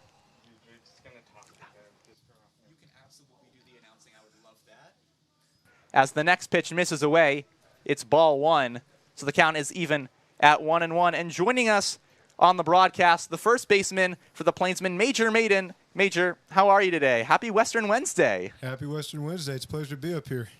It's a pleasure, as always, to have you, and I believe you want to take over and do some calling up here? Yeah, we could do that. We could do that. All right, we got Bryce on the mound. High fastball for the second ball of the count. We got 2-1. We'll just go through the starting nine real quick. Behind the dish, got R. Kelly, dog. First baseman Tucker Bond, dog. Trey Runge at second base, dog. Shortstop, we got Ski, dog. Javon at third base, dog. We got right field, we got Kate Owens, dog. Center fielder, we got Zach, dog. And then to finish it off, we got Sam Bond out there in left, and he's a dog too. And then obviously our man on the mound, Bryce, he's a dog too. He's carving him up. And just simply think that he's going to hold the best off from Liberals or the Liberal BJs. And there we see a sword, just like Trevor Bauer did up back in the big leagues. And that's what your Plainsman pitching does to D1 batting right there. That's what it does to D1 batters right there. That's what we do out here in the Midwest. That's what a group of dogs can do to a team. And that'll bring up Owen May from the Liberal BJs. He had a single his last time up. What have you seen from this team the first few weeks here? How have these guys kind of gotten along? Y'all have really clicked so far this season and gotten along really well. What kind of has the chemistry been like? It's been pretty cool getting to know all these guys coming from a bunch of parts of the country, a lot of the Midwest too. Just cool aspects having the 4 kids from Japan on our team. That's something that I've never experienced, and it's been something that I'm going to cherish for the rest of my life. But I definitely love these kids and these guys and all that. So being on this team has been nothing short of a miracle and a blessing for me, and just having fun again with baseball. It's been a pleasure to be a part of the Plainsman family, and just having Jonesy as our coach and Davin as our assistant has been awesome. And the chemistry's there. It's super strong, great group of guys, and, we're just getting started. So. Ooh, a high pop-up on the infield. Kelly bobbles it out of his glove. And we're going to see if they put the runner on first, and it looks like it's going to stay in fair territory, so that will be a single. One of those unfortunate plays. No, it's going to be a foul ball. But regardless, an unfortunate play where you just kind of lose the ball in the sun. Tends to happen. But, yeah, looking at a lot of the coaches the Plainsmen have faced, Jared certainly has a bit of a difference, a lot younger. Has he been able to connect to y'all just kind of in that way? Oh, yeah, 100%. Him being 26, I believe, is what he is. Has definitely been something that makes us closer. In college, where I go, both of our coaches are relatively young, and they bond with us a lot better, and there's a stronger connection there because of the age. And his baseball IQ and his knowledge is through the roof as well. And he's been to many different colleges through his career, and that's helped with his IQ. And he's just a great guy and a great coach, and having him has been awesome, and he's taught us a lot. As that fly ball hit out into right field, moving back and missing it is Sam Bond. It'll clang off the wall. Steaming into second base is Owen May, and he'll stop with a 2-out double. So now a runner on second with 2 down. Major, today's Western Wednesday, we've all kind of been looking forward to this day on the Plainsman staff, and definitely looks like the players have been looking forward to. Are you guys looking forward to all the future Western Wednesdays we're going to have the rest of this month and next month? Oh, yeah, 100%. I love dressing up like that. Today I got to wear my Pearl Snap shirt with my nice area jeans and my area boots and all that, and got to wear my Stetson cowboy hat. It was super cool to have that, and then just being around guys like wearing the other stuff as well, and just having that fun, relaxed mindset of summer baseball just brings back the joy that I had when I was playing youth baseball when I was little, and just reminds me, reassures me why I play this game. Pitches outside for ball 1. Plainsmen have brought in a lot of Japanese players on the team. You mentioned it. What has the difference been like with that, especially, playing in colleges where you have a lot of players from the same area? Now you get these 4 guys on the team. What has that experience kind of been like? Oh, it's been awesome having them all on the team. They just come from such different backgrounds than we do in America. And definitely there's been a little bit of an English barrier, but they definitely understand mannerisms and all that. And they're just great guys, grade A humans, and they're just fun to be around and just hang out with. And they love to work. That's just the culture that they've taught us that they bring with them from Japan, is that they work really hard out there, and they bring us up. They don't bring us down. They're the complete opposite of an anchor to our ship of a team, which I really like. Pitch was high, so the count moves to 2-1. Before games, you seem pretty loose out there on the field. Are you more the type to prepare for a game? You just have fun, go with it, and just kind of get ready in your own way? Yeah, absolutely. I love having fun, being relaxed. I play my best game when I'm just laid back, having fun, because at the end of the day, this is a kid's game. So just being relaxed and reminding myself that this is a game and not a business and not something that needs to be more than that, that's when I play my best ball. And you yourself, you're going to most likely be playing in the next game. How are you just kind of getting yourself ready for that mentally? Just kind of working through before that next game? Just relaxing, having fun with my teammates, just keeping a good mindset going, looking at some tendencies that the catcher has and some of the guys at the plate and seeing who's warming up down there in the pen so I can get his timing down potentially. Just all that, just looking at the mannerisms of the players that they have out there so I could nitpick certain things and maybe get some advantages from them and all that. Just looking for the small things. All right, last question I have for you. You've been in North Platte for a couple of weeks now. What is your favorite part of this town, Ben? The best part has been I'd say my host family. They're the Borges. They live north of town. They've been nothing but amazing to me. And then I could say a lot more about them, but they're just great people. I love them to death. They've been awesome and very welcoming to me. And yeah, but overall the town's great. I love the small town mindset that this town has. North Platte's been very welcoming and open arms to us, and it's been great. So. And we're always looking for more host families, so if anyone out there wants to be a host family, please contact the North Platte Plainsmen. Major, it's a pleasure having you up here. Yes, sir. Thank you. I appreciate it. Absolutely. Major Maiden joins us from the booth. We now go to the bottom half of the fourth inning with the Liberal BJs leading 2-1. The Nebraska Lottery. From the Mega Millions to the jackpot and the Nebraska Pick 5, the Nebraska Lottery has it all.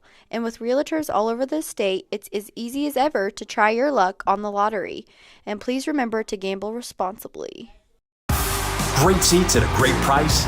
Get them safer, simpler, and smarter with Ticket Smarter.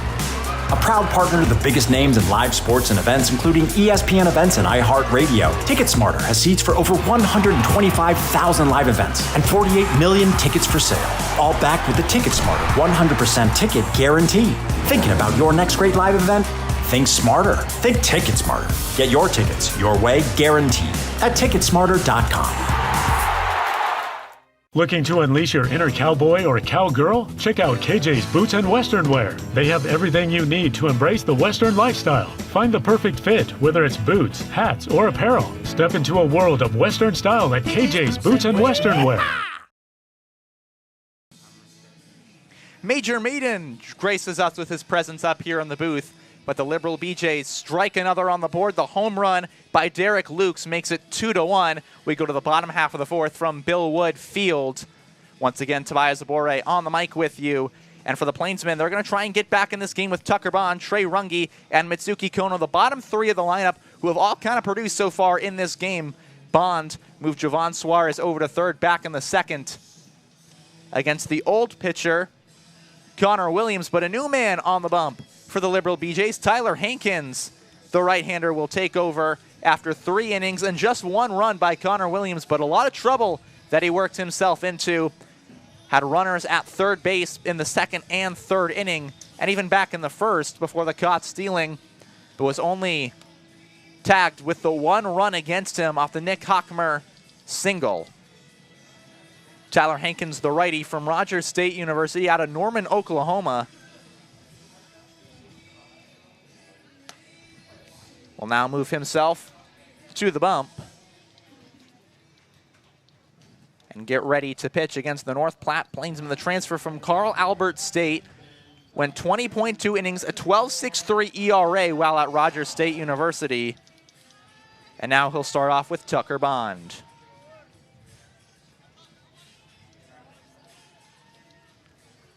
And the first pitch is a ground ball on the left side. Webb will pick it. Takes 2 steps, fires it on to first in plenty of time for out number 1. A 6-3 put out starts Hankins Knight on the mound. It's out number 1, and that'll bring up Trey Runge. Runge struck out his last time, and that was a big strikeout. It left Jovan Suarez at third and made it 2 outs for Mitsuki Kono as the first pitch is high and tight. It'll be ball number 1. Runge, 0 for 11 entering today's game. The strikeout he had was his 4th on the season. As he swings over the next one, it's strike 1. Count even at 1 apiece.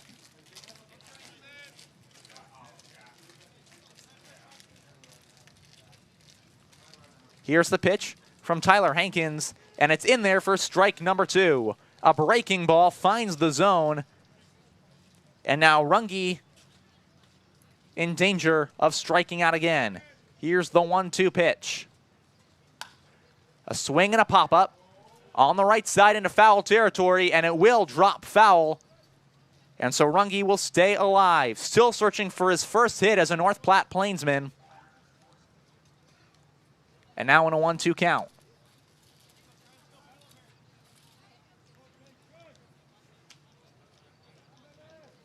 He will get ready to face the right-hander Hankins. Here's the 1-2 pitch. A ball in the dirt, checks his swing. Does he go? He does. Strike 3, and back-to-back strikeouts for Trey Runge in his 2 trips to the plate. That's out number 2, and Mitsuki Kono will make his way up to hit. Kono grounded out to the first baseman, who flipped it to the then pitcher Connor Williams to retire the side with the runner on third back in the second. But will now look to work his way on base with the top of the lineup and Zach Knowlton due up next against Connor Williams. Here's the pitch, and that's strike 1.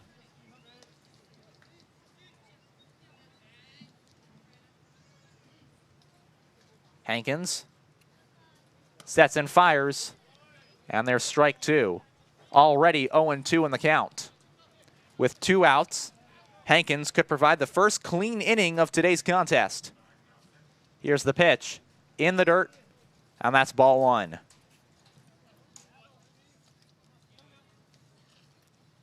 Count is 1-2 with 2 men down for Mitsuki Kono. Here's the 1-2 pitch, outside ball 2, count evens.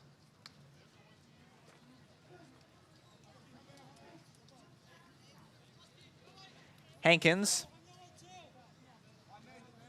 played for the Oklahoma Fuel and Oklahoma Sandlot Club back in his time in high school, as Kono fouls that pitch off and hits it just over the press box, gets out of play. And another dangerous one for the crew up here. 2-2, 2 outs. BJ's leading 2-1. Here's the pitch, swung on, left side, foul, dangerous for the party deck, but out of play. As the music staying alive, and that's perfect for Mitsuki Kono. Here in his time at the plate, a couple of foul balls have kept him in this at-bat as he tries to spoil Tyler Hankins' perfect inning on the mound. 2-2, 2 outs from Hankins. Here's the wind of the pitch. Is away, full count. And Mitsuki Kono goes from down 0-2 to a full count and a couple of foul balls. And the same thing they did to Connor Williams back in the first, and it's worked the pitch count. 3-2, 2 down. Here's the payoff. Swing and a foul ball left side. Moving over is Garcia, but it'll get out of play. And Mitsuki Kono, all about it right now. Gets limber as the lefty will try and keep it going, while Hankins will look to get out of the inning. Here's the pitch, swing and a miss. Fouls it off into the dirt. He just gets a piece of it and buries it under the glove of Luke's. So it's a foul tip that keeps the inning and the at-bat alive. 3-2, 2 outs against Mitsuki Kono. Once again, the full count is a foul ball again. Mitsuki Kono getting praise from the press box after fouling off another ball off the left side. And he is making Tyler Hankins earn this at-bat. In the bottom of the 4th inning, remember, these are only 7-inning games, so this is being treated as if it's much more of a late inning situation. The 3-2 pitch. Outside ball 4, Mitsuki Kono walks. After being down 0-2 in the count, Mitsuki Kono draws the walk, and it's a runner on first with 2 down for Zach Knowlton. He's 0 for 2 today, but due for a hit. At least that's what the Plainsmen hope. Kate Owens waits on deck with Kono leading off a first. Pitch is high, ball 1. Mitsuki Kono went 1 for 5 against the Hayes Larks on Sunday, and he stole a base as well in that game. stole third after Rabach moved him over to second. He also had a fielder's choice that put him on. Kono's going to go before the pitch, and Hankins caught looking. He's safe. Mitsuki Kono steals, and there's no throw down to the catcher. Tyler Hankins was too preoccupied with himself getting set, and Mitsuki Kono uses the wheel, steals second, and now it's a runner in scoring position with 2 outs and a 1-out count to the top of the order, Zach Knowlton. Tying run is Kono in scoring position. Popped up, foul, first base side. Schofield will chase but stops, and he'll let that ball hit off the picnic area. So it's 1-1. And all Schofield does is scare a couple of birds as he runs his way over from first.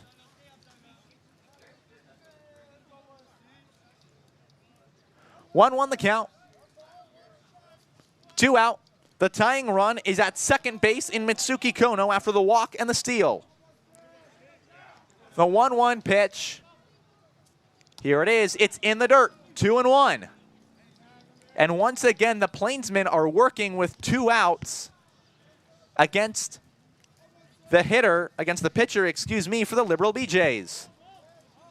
Hankins will come ready. Checks back at Kono. Kono's going to go. Pitch high. Throw down to third. Safe. Mitsuki Kono has stolen third, stolen second, and the North Platte Plainsmen providing another steal in today's ballgame. That is the 5th steal of today's contest, and the 2nd time someone has stolen third, and the speed won't stop in North Platte. So the count is even at 2-2 to Zach Knowlton. Hankins gets set. He will fire with a tying run 90 feet away, a pop-up, foul territory. Schofield running over first base side. He'll give up the chase as it clangs off by the Pony Express on the first base side. And Mitsuki Kono's going to come in and score. It's going to be a run. It's a balk. They call a balk against the pitcher, and Mitsuki Kono earns his way home. He walks after being down 0-2. He then steals second. He steals third, and on the balk by the relief pitcher, Hankins will come home, and we are tied at 2. That is Plainsman baseball for you, folks. Scratching across to run any way you can get it. The 2-2 pitch, now nobody on, in the dirt. Ball 3, full count.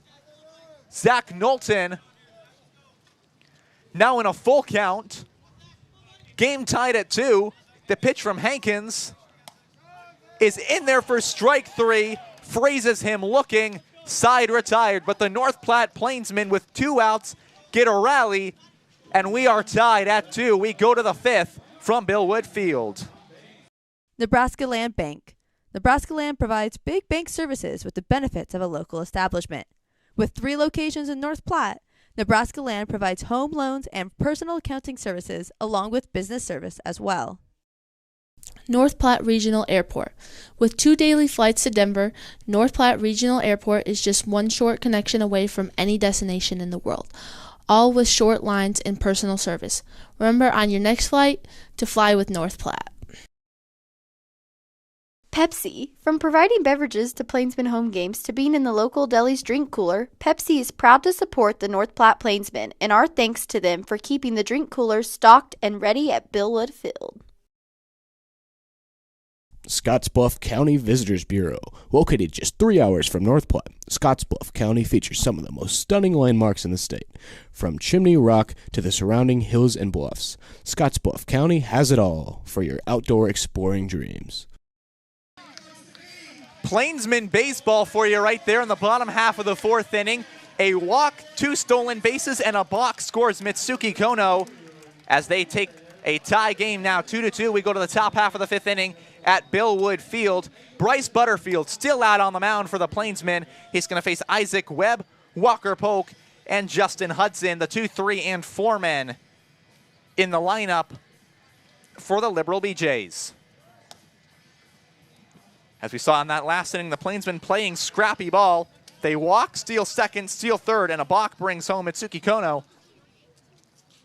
And now, the top half of the 5th inning, serving kind of as the 7th inning, as these games 7-inning doubleheaders. So we get into the latter half of this ball game with Isaac Webb up at the plate facing Bryce Butterfield in his baby blue. Butterfield is ready. He'll kick and fire, and it misses just behind the back of Isaac Webb, so it's ball one. That pitch dangerous, nearly clips the back of Webb, but he will stay up, and so it's ball one, 1-0 the count with nobody out. Butterfield sends the next one, a ground ball up the middle, makes the play on Kono, fires it onto first. He is in time! Mitsuki Kono, the range, fires it onto first. That's down number one. And Mitsuki Kono, his second game as a North Platte Plainsman in the field, has already gone much better than his first. Some nice clean plays have gotten the runners out. And now it's 0-1. Now one out, nobody on, and it'll bring up Walker Polk, the DH. Polk, the switch hitter, in his third at-bat, once again from the left side of the plate. He will spit on a fastball. It's ball one.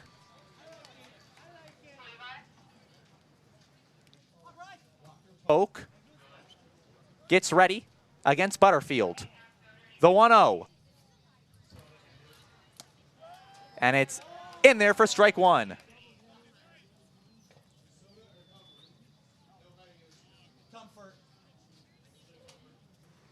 The 1-1 pitch from Bryce Butterfield. Here it is. Ground ball on the infield. Moving over is Runge. Can't get it. Goes through him. And that's going to be a base hit. Runge had no play on that. And so it's going to be a single with one out. And Walker looking back in the first. So leading off of first is Walker Polk. And the righty Hudson. Butterfield. 4 1/3 through. Here's the pitch. Swing and a drive into left field. Moving back is Cade Owens. Shielding it. Makes the catch. That's out number 2. And now the runner Polk has to go back to first. So 2 down. And it's still going to be Polk on first base for Ethan Kelder. Kelder is 0 for 2 on today's game. He has grounded out and struck out. As Bryce Butterfield will now look to end the 5th inning with 2 men out. His first 3 innings, he got through pretty clean. Strikeouts at the end of all of them. The last inning ended on a line out to the center fielder, Zach Knowlton. But now a runner on first in Walker Polk with 2 men out as he looks to continue that streak, or at least restart it, as that pitch is outside for ball one.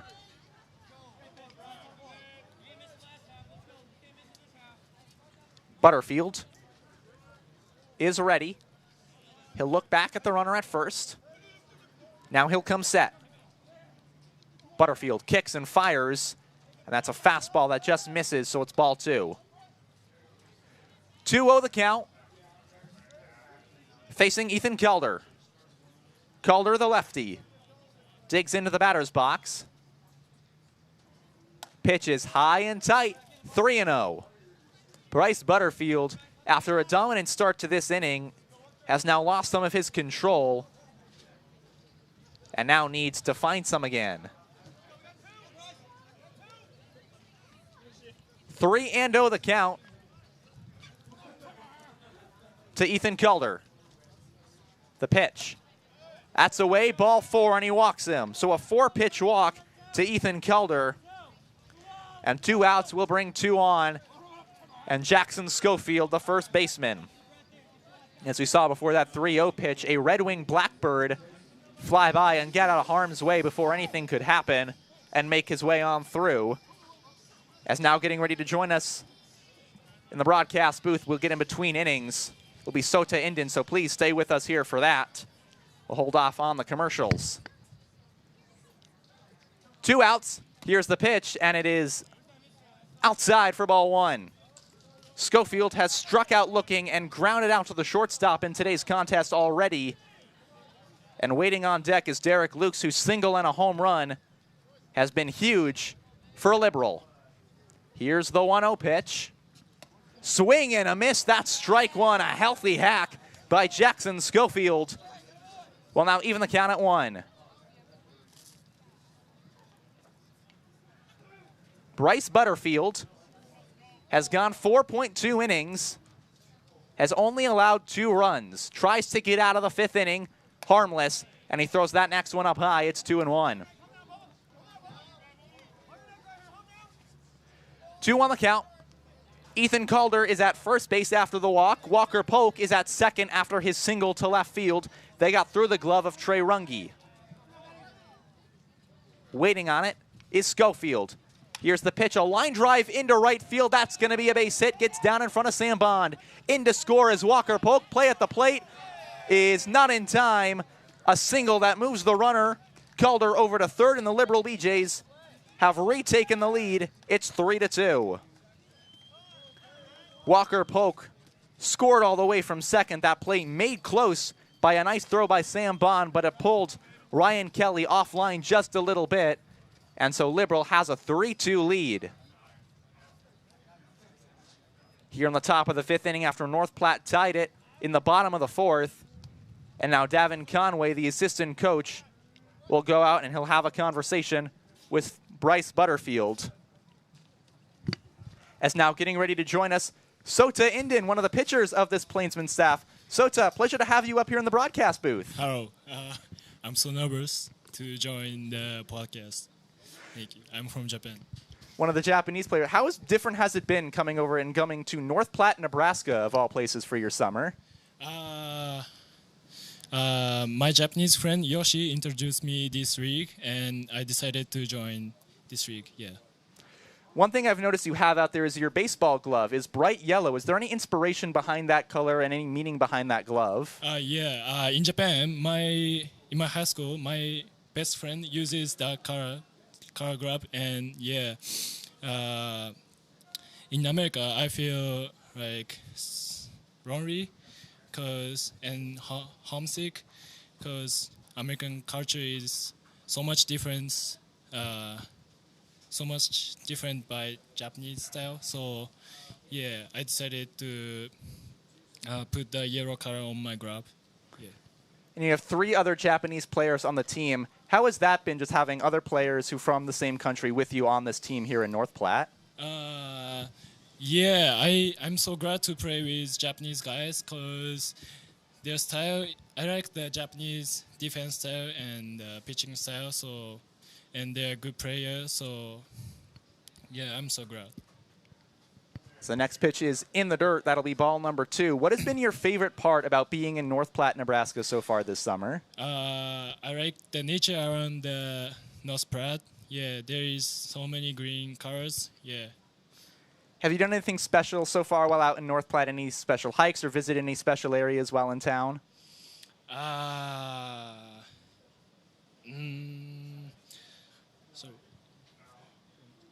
Yeah, have you visited like anywhere special, anywhere cool, anywhere that you might like to go to again here in town? I want to go like Dairy Queen.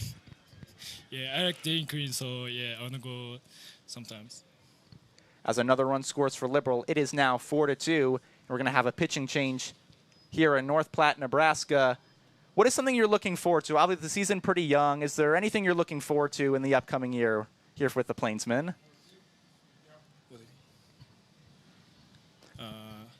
What do you mean?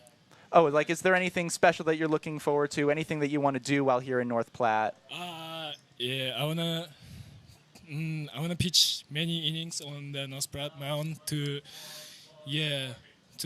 the winning of the Plainsmen and recruiting for the next career like D1 school. Yeah, that's it. All right, the last question I have for you. Of all the guys, a lot of these guys have had a lot of fun here on the team. Who has been the most fun that you've had so far on this team? I think Yoshi is the most fun guy, yeah. All right, well, so it's been a pleasure to have you up here in the broadcast booth. Good luck on the rest of your season, and once again, thanks for coming up and joining us on the game. Yeah, thank you. You're very welcome.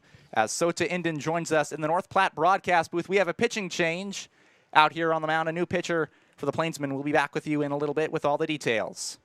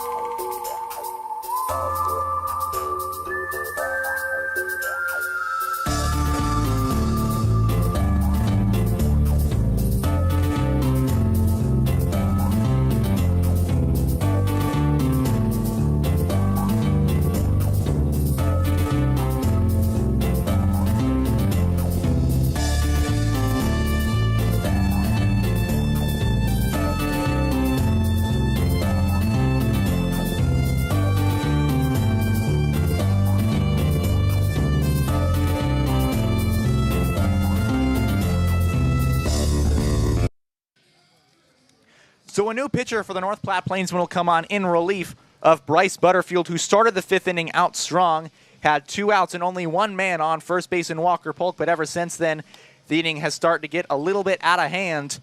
It'll now be 2 on with 2 men out and 2 runs already across. The Liberal BJs leading 4-2 as Nikolai Arbach will make his way out to the mound. The 6'8 righty, he'll be pitching his first appearance for the Plainsmen since a Thursday night game against the Hayes Larks. Did not have his best stuff on that day. He came in for 2 innings, allowed 4 runs, all of them earned as part of the Plainsmen loss to the Larks on Thursday, but now hoping for a little bit more of a settled-down appearance against the BJs and something to get their offense back into it with Mateo Garcia at the plate. He takes strike 1 on the inside part of the plate. Count moves to 0-1. At second base is Jackson Schofield. At first base is Derek Lukes. The single by Lukes plated Ethan Calder and made it 4-2 here on the 5th. Here's the pitch, and it is outside for ball 1. Arbach throws like a lot of tall, skinny pitchers do, with a bit of a lower arm motion. Throws almost sidearm coming out of that slot. Definitely cost him some troubles on Thursday. But once he's able to hone it in, has been one of the top pitchers that Dakota State was able to use, as that pitch was away 2-1 during the regular season. Meanwhile, Garcia looking to take advantage of the new righty. He has a single and a strikeout in today's game, and a single could blow the doors wide open on this ball game. Here's the 2-1 pitch, is inside, ball 3, and now in danger of walking the bases full. After Garcia will be Owen May, and Owen May is one player, despite being the 9-hole hitter, who the Plainsmen would rather not face. 2 for 2 with an RBI already on the day, as the 3-1 pitch to Mateo Garcia. Swing and a miss, that's strike number 2. Garcia went hunting on a fastball by Arbach, but he swung right over the top of it. And so now the count moves full with 2 on and 2 out. Plainsmen trail by 2 here in the 5th.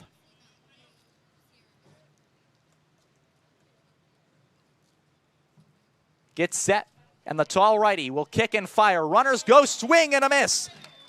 Nikolai Arbach, the strikeout against his first batter, works his way against the count and retires the side. But the Liberal BJs get lucky with 2 out. They score 2 runs, and they lead 4-2 as we go to the bottom of the 5th here at Billwood Field.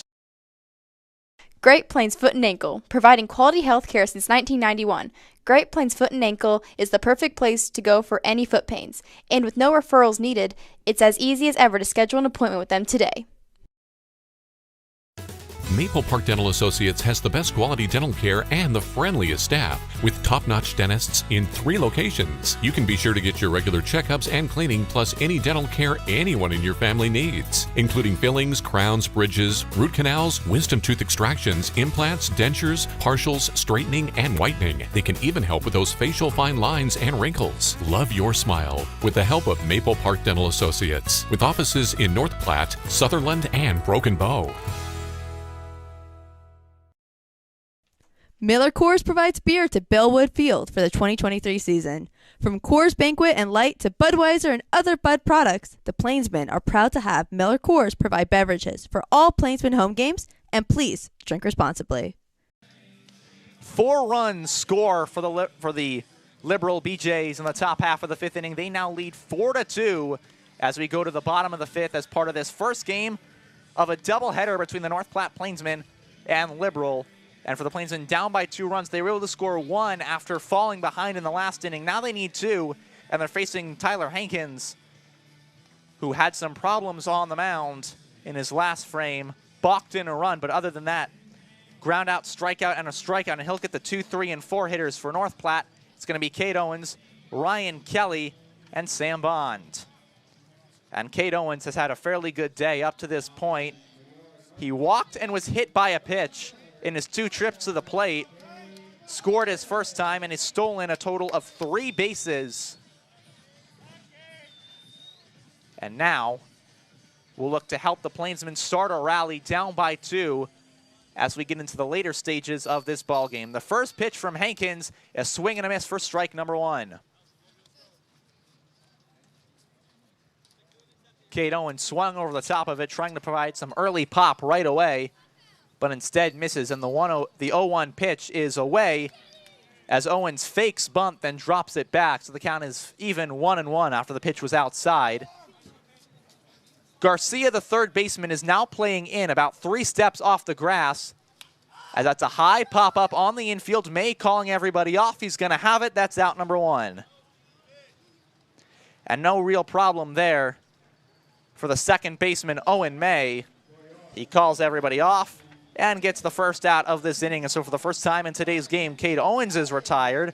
And now another batter who has not been retired in today's contest, Ryan Kelly, entered today 2 for 4 on the season. And as of right now, he's still 2 for 4, 2 walks in 2 plate appearances in today's ball game. Takes ball 1 low in the dirt, counts 1-0.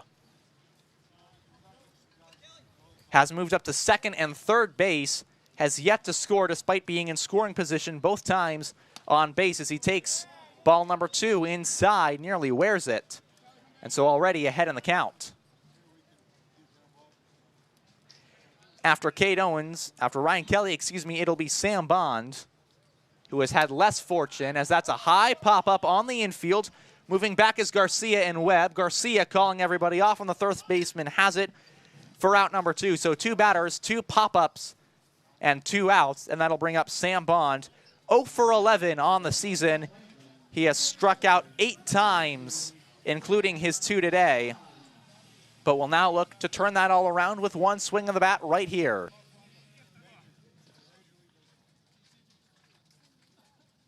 Hankins kicks and fires. High pop-up on the infield. Will the Plainsmen go 3 for 3 for pop-ups? Yes, they will. Some danger as Schofield nearly collides with Hankins, but the inning ends. 3 batters, 3 infield pop-ups. No damage done. We go to the 6th inning. The Plainsmen trail by 2. The Nebraska Lottery. From the Mega Millions to the jackpot and the Nebraska Pick 5, the Nebraska Lottery has it all. And with realtors all over the state, it's as easy as ever to try your luck on the lottery. And please remember to gamble responsibly. Great seats at a great price. Get them safer, simpler, and smarter with Ticket Smarter. A proud partner to the biggest names in live sports and events, including ESPN events and iHeart Radio. Ticket Smarter has seats for over 125,000 live events and 48 million tickets for sale. All backed with the Ticket Smarter 100% ticket guarantee. Thinking about your next great live event? Think smarter. Think Ticket Smarter. Get your tickets your way, guaranteed, at Ticketsmarter.com. Looking to unleash your inner cowboy or cowgirl? Check out KJ's Boots and Western Wear. They have everything you need to embrace the Western lifestyle. Find the perfect fit, whether it's boots, hats, or apparel. Step into a world of Western style at KJ's Boots and Western Wear. Nikolai Arbach stays on the mound for the North Platte Plainsmen as they trail by 2, going to the top half of the 6th inning, as now serving kind of as the 8th inning in the 7-inning doubleheader. He will face the 9-1-2 men for the Liberal BJs, Owen May, Colton Kaiser, and Isaac Webb will come up to hit, and Owen May has been nothing short of on fire. A single and a double, has already driven in 1 run today, and now has an opportunity to get himself on base early in an at-bat. Nicknamed O-Dog at Point Loma State University, and today showing why he deserves a nickname like that, has been absolutely spectacular while at the plate. And he'll dig in the right-handed batter's box to face the tall righty in Arbach. Nikolai Arbach, one of the few players on this Plainsman team who really showcases his height. 6'8", towers over me, which is a tough thing to do as a 6'3" guy myself. As Arbach gets ready to face the 9-hole hitter for Liberal. The first pitch is in there for strike 1, catches the outside part of the plate. Count now 0-1. Plainsmen trailing by 2, looking to have a clean inning and give their bats a chance to get back in this game. Already 0-5 on the season as that pitch goes inside for ball 1. And that's where Arbach's arm motion can cause him some problems. Dropping it by almost a degree or 2 can lead to pitches missing well out of the strike zone. So now the 1-0 count will now move to 2-1 after throwing that ball away into the other side's batter's box. After Owen May, who has gone 2 for 2, it'll be Colton Kaiser, who has gone 0 of 3 in the game, as the 2-1 pitch is a line drive up the middle, make it 3 of 3 for Owen May. A single back up the middle, and nothing the infielders could do about it. So he'll stand on first base. With nobody out, and it'll bring up Colton Kaiser, the center fielder, who is 0 for 3 in today, has popped up, struck out, and lined out to center field. He lined out to end the 4th inning, struck out to end the 2nd, and popped out to begin the 1st. So he's either been the nightcap of an inning or the start to an inning, but now he'll slot himself in the middle with a runner on first and nobody out. Here's the pitch, and it's in there for strike 1. Looks at a fastball and finds himself down in the count, 0-1. After him, it'll be Isaac Webb, the shortstop, and then Walker Polk, the DH, who's waiting in the hole. The 0-1 pitch is fouled back. It's just above the netting and out of play in towards the parking lot. So now Nikolai Arbach has the count 0-2. Nobody out, 0-2 count. At first is Owen May after his 3rd hit of tonight's game. Ready to swing is Colton Kaiser. The 0-2 pitch from Nikolai Arbach will have to wait. A check on the runner at first. He's back in plenty of time. Call is safe.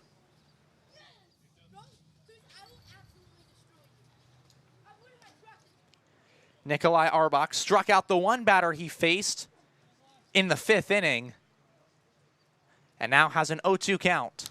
Swing and a fly ball down the left field line, moving into foul territory and out of play, and he cannot make the catch. Cade Owens ranged all the way to his right, reached the glove out, but could not make a play on it, so it's still 0-2.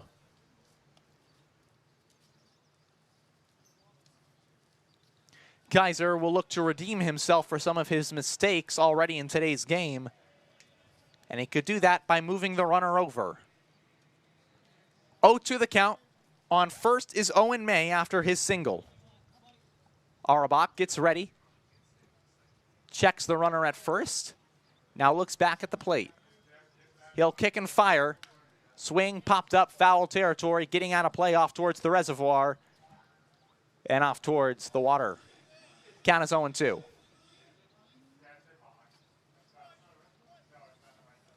Kaiser staying alive with a couple of foul balls and keeping himself in this ball game.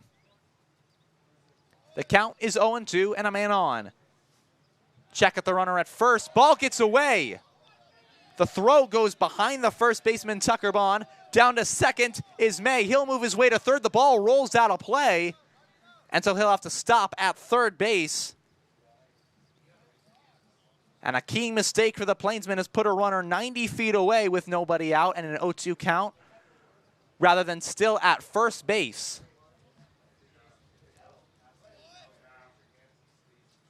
And so now down at third.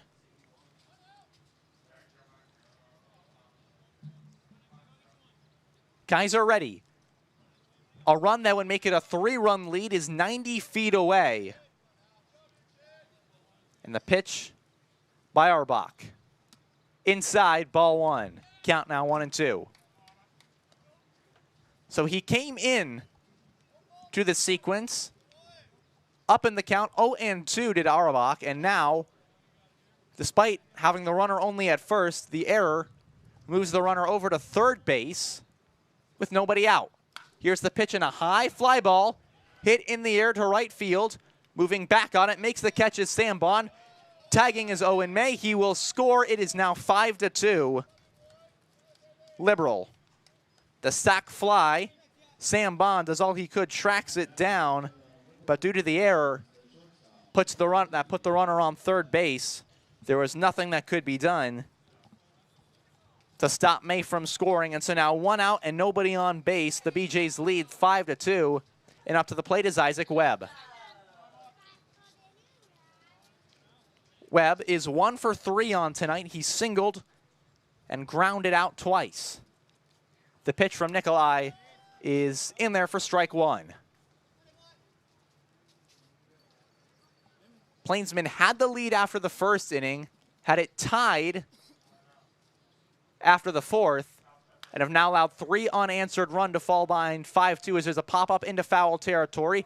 Chasing it, and Tucker Bond, once again, going after a foul ball, cannot close the gap and lets it fall. So the count is 0-2. And 3 unanswered runs by Liberal have given them this lead, including 2 last inning, 1 in this frame. It has certainly not been the kindest of ball games to the North Platte Plainsmen, another one that looked winnable at the start, but now starting to slip out of their fingers. Arbach trying to give them a chance at the bat. Got him looking, strike 3, and Isaac Webb knew it. He walks back to the dugout dejected, 2 outs. And now Walker Polk, who will once again face a righty, so he will likely dig himself into the left-handed batter's box, and that is what he will do. He's 2 for 2 on the day from that side, including a walk in the first inning and 2 singles. He scored in the last frame off the single by Jackson Schofield. As Arbach gets ready, he will fire it in there. A ground ball on the infield. Runge lets it go through his legs, and down to first base is Walker Polk. And that'll be an error on Trey Runge. So after 5 innings of errorless baseball, the North Platte Plainsmen have committed 2 in this inning. 1 that moved Owen May over to third from first on a bad pickoff attempt. And 1 that puts Walker Polk on first with 2 outs. And that'll bring up Justin Hudson. Hudson getting ready from the left-hand side, as the pitch by Arbach is low, ball 1. So runner at first with 2 men out. And the error is still kind of spilling over from Sunday night. 2 in this frame. 1 has directly contributed to a run. We'll see what the next one does, as that one's fouled off towards the parking lot. Hits down harmlessly and rolls towards the reservoir. So the count's 1-1. It's a child running after that foul ball, trying to bring it back. Count is 1-1. Walker Polk leading off of first base. Here's the pitch by Arbach, is outside. Check on the runner at first, and a bad throw forces Tucker Bond to jump at it. Nearly sails into right field, but good reaction by him. Keeps the runner at first. So the count is once again 2-1 with 2 men out to Justin Hudson. As Arbach gets ready, has his sign on the 2-1 pitch, is in there for strike 2. A belt-high fastball. Gets Hudson to spin on it. And now it's 2-2.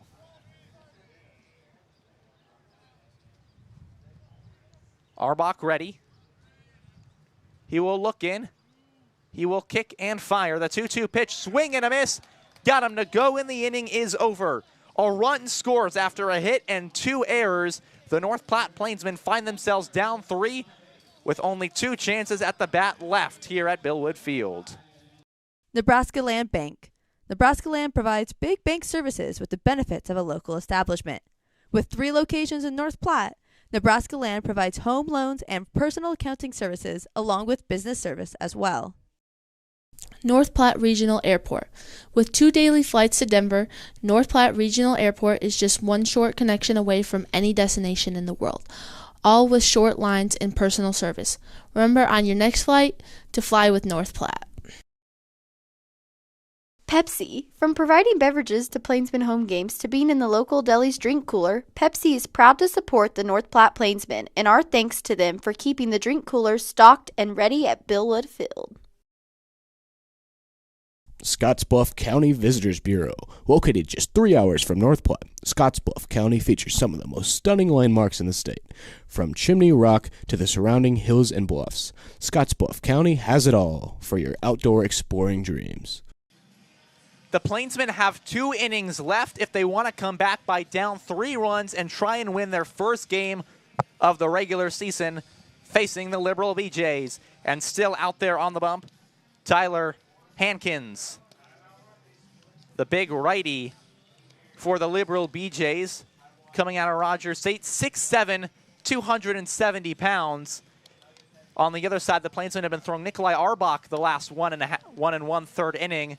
He's 6'8", but it's certainly less mass than Tyler Hankins has, a much smaller, slender frame that lends to a much different build. Hankins certainly shows the power out of that, as he will face the Plainsmen 5, 6, 7 hitters, Nick Hockmer, Javon Suarez, and Tucker Bond, as 2 innings so far under his belt is Hankins. Hockmer has walked and singled in today's contest. His RBI was what gave the Plainsmen a run and the lead back in the first inning. One of only 2 they have, and one of only 2 hits they've been awarded in today's contest. Both of them came in the first 2 innings. There have been 3 hitless innings by Liberal pitching. 1 was by Connor Williams, and 2 have been by Tyler Hankins. As now Nick Hockmer will dig in, facing the big righty as he hits a ball foul off the left side. It's 0-1.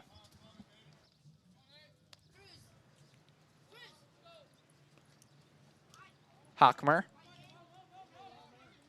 getting ready. He'll face the 0-1 pitch.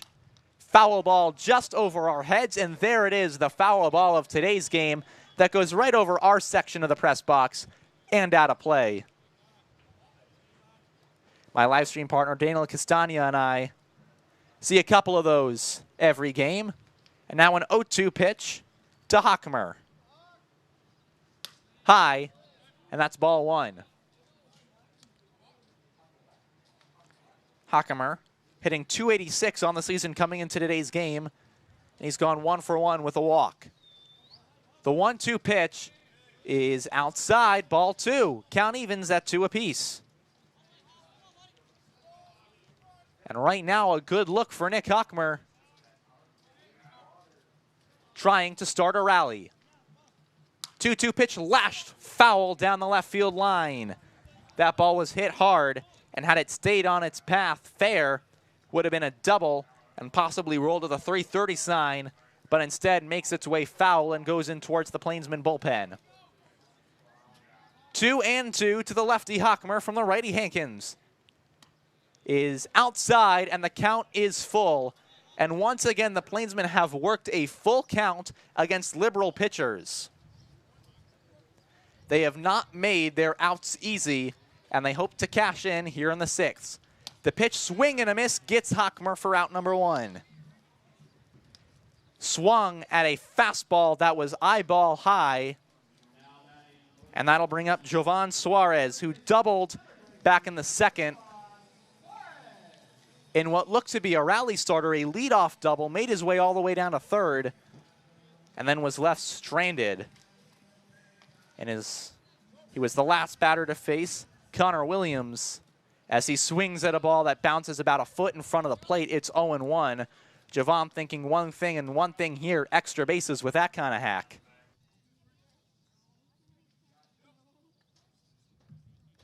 Count 0-1. And the pitch from Hankins is helmet high and away, so it's 1-1.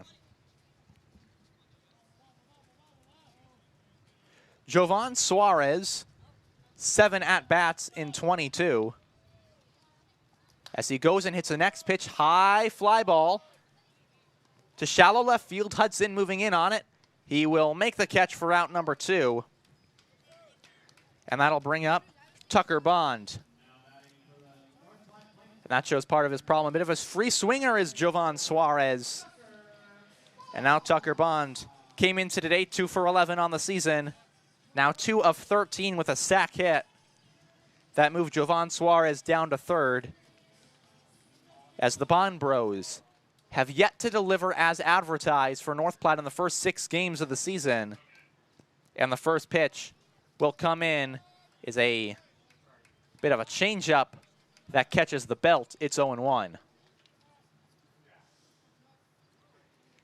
Hankins will fire in the 0-1 pitch. High foul ball twisting off towards the right side. It's 0-2. And again, a Plainsman hitter has found himself down in the count 0-2 against BJ's pitching. Bond looks to keep the inning alive. Hankins looks to send us to the 7th. The 0-2 is inside barely. It's 1-2. Just misses the strike zone. And so Tucker Bond will stay at the plate. Plainsmen hanging on the dugout, hoping for a rally. And the pitch is outside, ball 2. And the second straight batter that is working a count against Tyler Hankins has it even at 2 apiece with 2 down in the bottom of the 6th. Hankins kicks, fires, line drive, down the line, fair ball. Bond will stop at first, make his way onto second. The throw in from Carter to second. The tag applied, he is out. Tucker Bond hits a hard line drive, but Calder with a throw, the tag applied by May, and the inning is over. We go to the 7th inning, the final frames of baseball in this doubleheader. Looking to unleash your inner cowboy or cowgirl? Check out KJ's Boots and Western Wear. They will have you looking sharp for Nebraska Land days. Whether it's boots, hats, or apparel, KJ's Boots and Western Wear will have you stepping into a world of Western style. Great seats at a great price. Get them safer, simpler, and smarter with Ticket Smarter. A proud partner to the biggest names in live sports and events, including ESPN events and iHeart Radio. Ticket Smarter has seats for over 125,000 live events and 48 million tickets for sale. All backed with the Ticket Smarter 100% ticket guarantee. Thinking about your next great live event? Think smarter. Think Ticket Smarter. Get your tickets your way, guaranteed, at ticketsmarter.com. Clear, focused eye care with comprehensive optometry service ranging from exams, corrective lenses, and treatments for dry eye. Clear Focus is your one-stop shop for any visual needs you have. Check them out at clearfocuseyecare.com. Nikolai Arbach will look to complete his 2nd consecutive inning of work out there on the mound, while also trying to shut down the Liberal BJ's batters as they hold a 5-2 lead over the North Platte Plainsmen in the final inning of play here on the 7th in this doubleheader. Tobias Abori along with you in today's contest. As last inning, the Plainsmen had a bit of a rally with 2 outs, a single by Tucker Bond. He tried to extend it into a double and was picked off going to second and killed any momentum that was momentarily there. And now Arbach will face Ethan Calder, the right fielder first, who made the throw that got him out, and then he'll face Jackson Schofield and Derek Lukes. And a dangerous part of the order, the 5, 6, 7 men for Liberal. So Calder will step up to the plate. He's 0 for 2 on the day with a walk and scored a run back in the 5th inning. That was the frame that we had Sota Indin on the mic with us, joining us in the broadcast booth earlier in the game. We also had Major Maiden in the 4th, and the first pitch from Arbach is in there for strike 1. Count moves to 0-1. In the next game, we're going to try and get a few more people on here in this doubleheader. Give some other people to listen to other than my voice. I'm sure after a while it's going to get some tiring. We might try and get some players up here and one of our lovely interns to join me on the broadcast as the next pitch is outside for ball 1. So the count is even at 1 apiece to Calder, the right fielder. He walked in his last plate appearance. That was against the old pitcher, Bryce Butterfield, as that ball is outside, 2 on the count. Once again, the 7th inning will be the last and the first of this doubleheader. The pitch from Arbach is a line drive base hit to right field and a leadoff single for the Liberal BJs to start the frame just like they started last inning with Owen May. Will put a runner on first with nobody out. And Jackson Schofield, whose RBI single helped to give Liberal the lead his last time up to the plate in the 5th inning, and now a man on first. The lefty, 2 back-to-back lefties in the lineup for Liberal to face the righty Arbach, who just tries to steady it in his next plate appearance. As that ball is down, ball 1, count is 1-0. We were talking a little bit earlier about his appearance against the Hayes Larks last week. Gave him an 18 ERA, and certainly an outing he would like to forget. As he'll fire in the next pitch, a swing and a miss. That's strike number 1. Count is even 1 apiece with nobody down. After Schofield is Derek Lukes, and then Mateo Garcia, the third baseman, the third man. He's in the hole and will likely hit in this inning, barring a nice defensive play. The 1-1 pitch is in there for strike 2. Nikolai Arbach working his way back in the count, slightly inconsistent with his pitches, as that sidearm can tend to be, but when he is right, he is tough to hit and shows some of his good stuff. So now ahead in the count, 1-2. Concerned with Calder at first. Here's the pitch, foul ball, and it's back towards the street.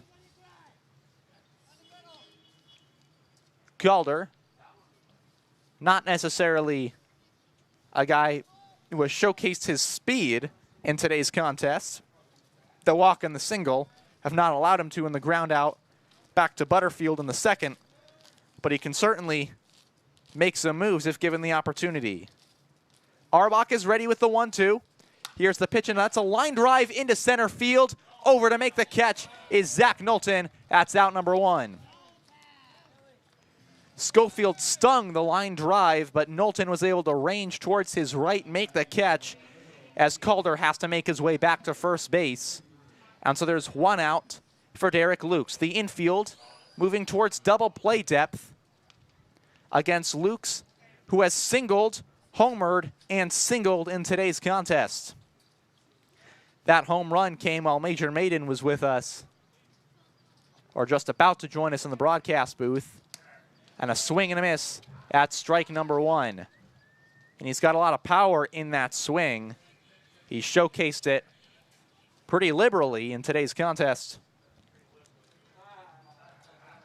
And now an 0-1 count with 1 man down, and the pitch from Arbach is in there for strike 2, catches the outside part of the plate as Ryan Kelly thinks about throwing it down to first base, but thinks again as Ethan Calder walks his way back in standing.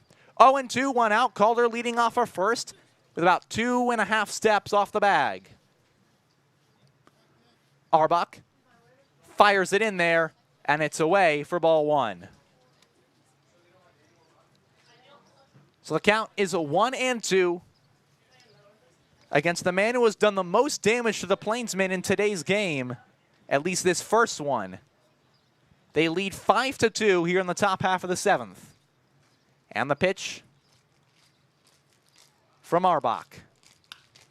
Foul ball off towards the light pole. Just misses. Oh, that ball was twisting its way towards the Liberal team bus that's parked over on the first base side. Property of one of the local community colleges in Liberal, Kansas. And we were hoping that it would hit the windshield, but alas, no luck. 1-2, 1 out, and the pitch from Arbach as he gets set and goes. Foul ball again. This one will miss the bus by quite a lot and off towards the parking lot, and also miss any cars. The count is 1-2 with 1 out. And a man on first base. That man on first is Ethan Calder. Arbach looks in, checks back at the runner, now comes to the plate, swing and a foul back into the netting. And so the count remains 1-2 with 1 out. A lot of these batters in today's game have worked the counts to their favor. A lot of foul balls, a lot of full counts, and that has kept this 7-inning game from feeling as brisk as it could have. So Calder now about 2.5 steps off the first base bag as Arbach is set and fires home. Swing and a miss, got him. That's strikeout, out number 2. Derek Lukes, for the first time today, will walk back to the dugout. And now Mateo Garcia, who has struck out both of his last 2 plate appearances, will come to the dish with Ethan Calder still at first base, now 2 men out after the leadoff single. Put him on the bag. Arbach, a little concerned with the runner at first, but has shown very little wary of him And he'll fire in that pitch, fouls it off back towards the parking lot. It's 0-1. Another foul ball in today's contest. We're losing a lot of baseballs to the parking lots and to the roads.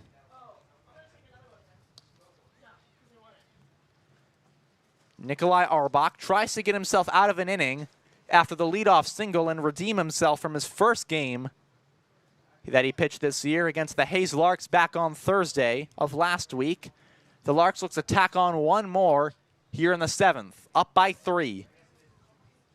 Arbach will pitch it in, and it catches a corner of the strike zone, so it's 0-2, and now Arbach one pitch away from striking out the last 2 batters he faces and giving the Plainsmen 3 runs to work with. Ethan Calder, the right fielder, leads off of first by 2.5 steps. The third baseman, Mateo Garcia, is at the dish. Here's the pitch outside. Ball skips away from Kelly, and down to second goes Ethan Calder. So a wild pitch moves Ethan Calder now to scoring position in a 1-2 count with 2 outs for Liberal.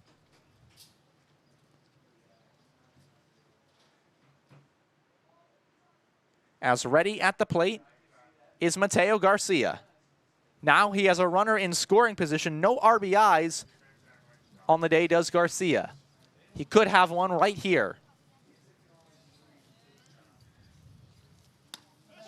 The 1-2 pitch is outside. It looked like it was going to be strike 3, but instead it's ball 2, so the count is even at 2 apiece. With a run that would make it 6-2 and a 4-run game, not quite 90 feet away, but in scoring position. And the pitch from Arbach. Pop up, foul, off towards the press box, looping, will it get to us? No, I was off by quite a lot. Ryan Kelly just in front of him. So the count is 2-2. I misjudged that pop-up. That is why I stopped playing the outfield in baseball. I can never judge the ball once it got into the air. It's probably also why I wasn't the best first baseman, that and the hitting. That's why I stayed on the mound when I was in high school. Count full at 2-2.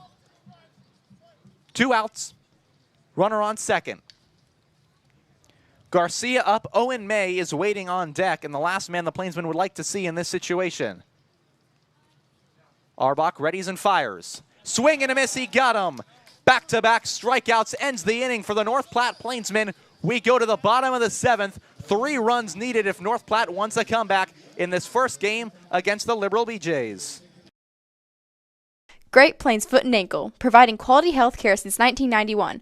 Great Plains Foot and Ankle is the perfect place to go for any foot pains. And with no referrals needed, it's as easy as ever to schedule an appointment with them today. Maple Park Dental Associates has the best quality dental care and the friendliest staff. With top-notch dentists in 3 locations, you can be sure to get your regular checkups and cleaning, plus any dental care anyone in your family needs, including fillings, crowns, bridges, root canals, wisdom tooth extractions, implants, dentures, partials, straightening, and whitening. They can even help with those facial fine lines and wrinkles. Love your smile with the help of Maple Park Dental Associates, with offices in North Platte, Sutherland, and Broken Bow. Miller Coors provides beer to Bellwood Field for the 2023 season. From Coors Banquet and Light to Budweiser and other Bud products, the Plainsmen are proud to have Miller Coors provide beverages for all Plainsmen home games, and please drink responsibly.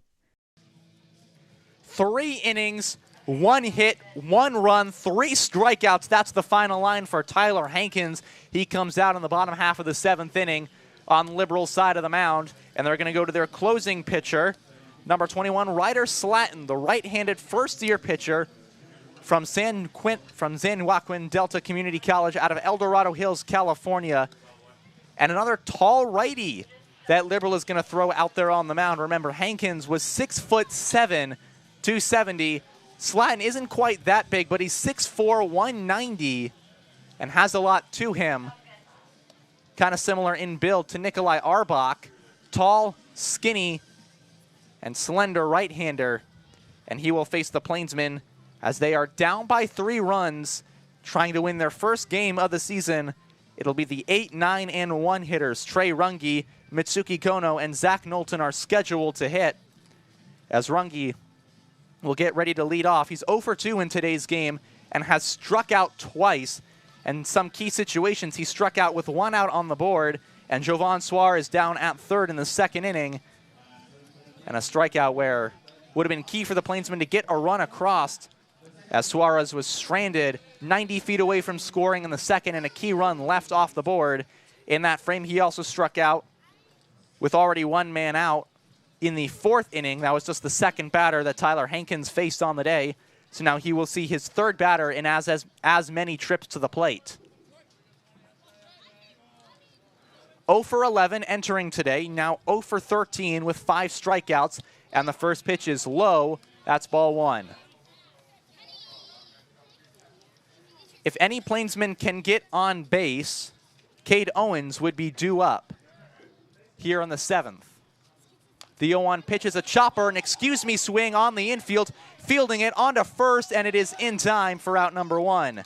Trey Runge nearly beat out an infield hit on an excuse-me swing that got out maybe I'd say 20 feet in front of the plate, but a nice job by Slatton to pick it up and throw it onto first.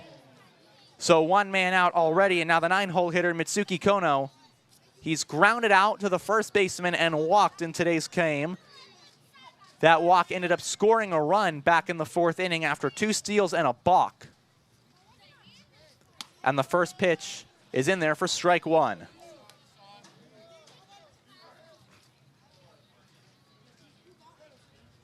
Slatton gets ready on the mound as Mitsuki Kono will try and spark a rally with 1 man out, and he takes ball 1 outside. Count evens at 1 apiece.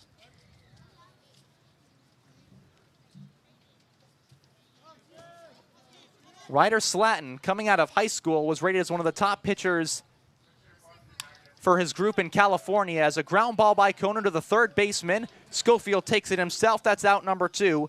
And the first 2 batters have all grounded out on the infield and not hit the ball very far. So now Zach Knowlton, the last chance for the Plainsmen in this first game of 2 we're going to play here today at Billwood Field. Plainsmen down 3 runs in the bottom half of the 7th with 2 outs. Knowlton is 0 for 3. And he takes the first pitch for ball 1.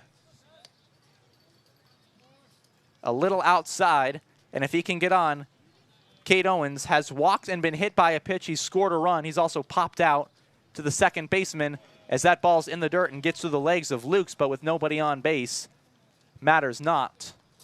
So the count is now 2-0. Knowlton hoping to earn his way on base, now up in the count 2-0, but the BJs have done a really good job today of working back from down on the count. As the 2-0 pitch will find the plate, it's now 2-1. And that's a huge part of it, is getting that 2-0 pitch over, and the Plainsmen holding off on that swing. The pitch from Slatton. Ground ball, foul off the left side, and we're even at 2-2. So the Liberal BJs 1 strike away from taking this first game of 2 from the North Platte Plainsmen, while Zach Knowlton will try and stay alive. The right-hander Slatton gets set. He'll kick and deal. It is outside, full count with 2 outs. And once again in today's game, we have another full count. Both sides have worked each other's pitcher, especially the Plainsmen, working Liberal to a lot of full counts and to a lot of pitches. The payoff pitch, swing and a miss in the dirt, picked up by Lukes. He tags the runner, and the ball game is over. The Liberal BJs score 2 runs in the 5th and a run in the 6th inning. They take 3-run lead, and that's all they need to do. They win 5-2, and they take the first of 2 from North Platte. We'll be back for this second game here at Billwood Field. Stay with us right here on the Plainsmen YouTube channel.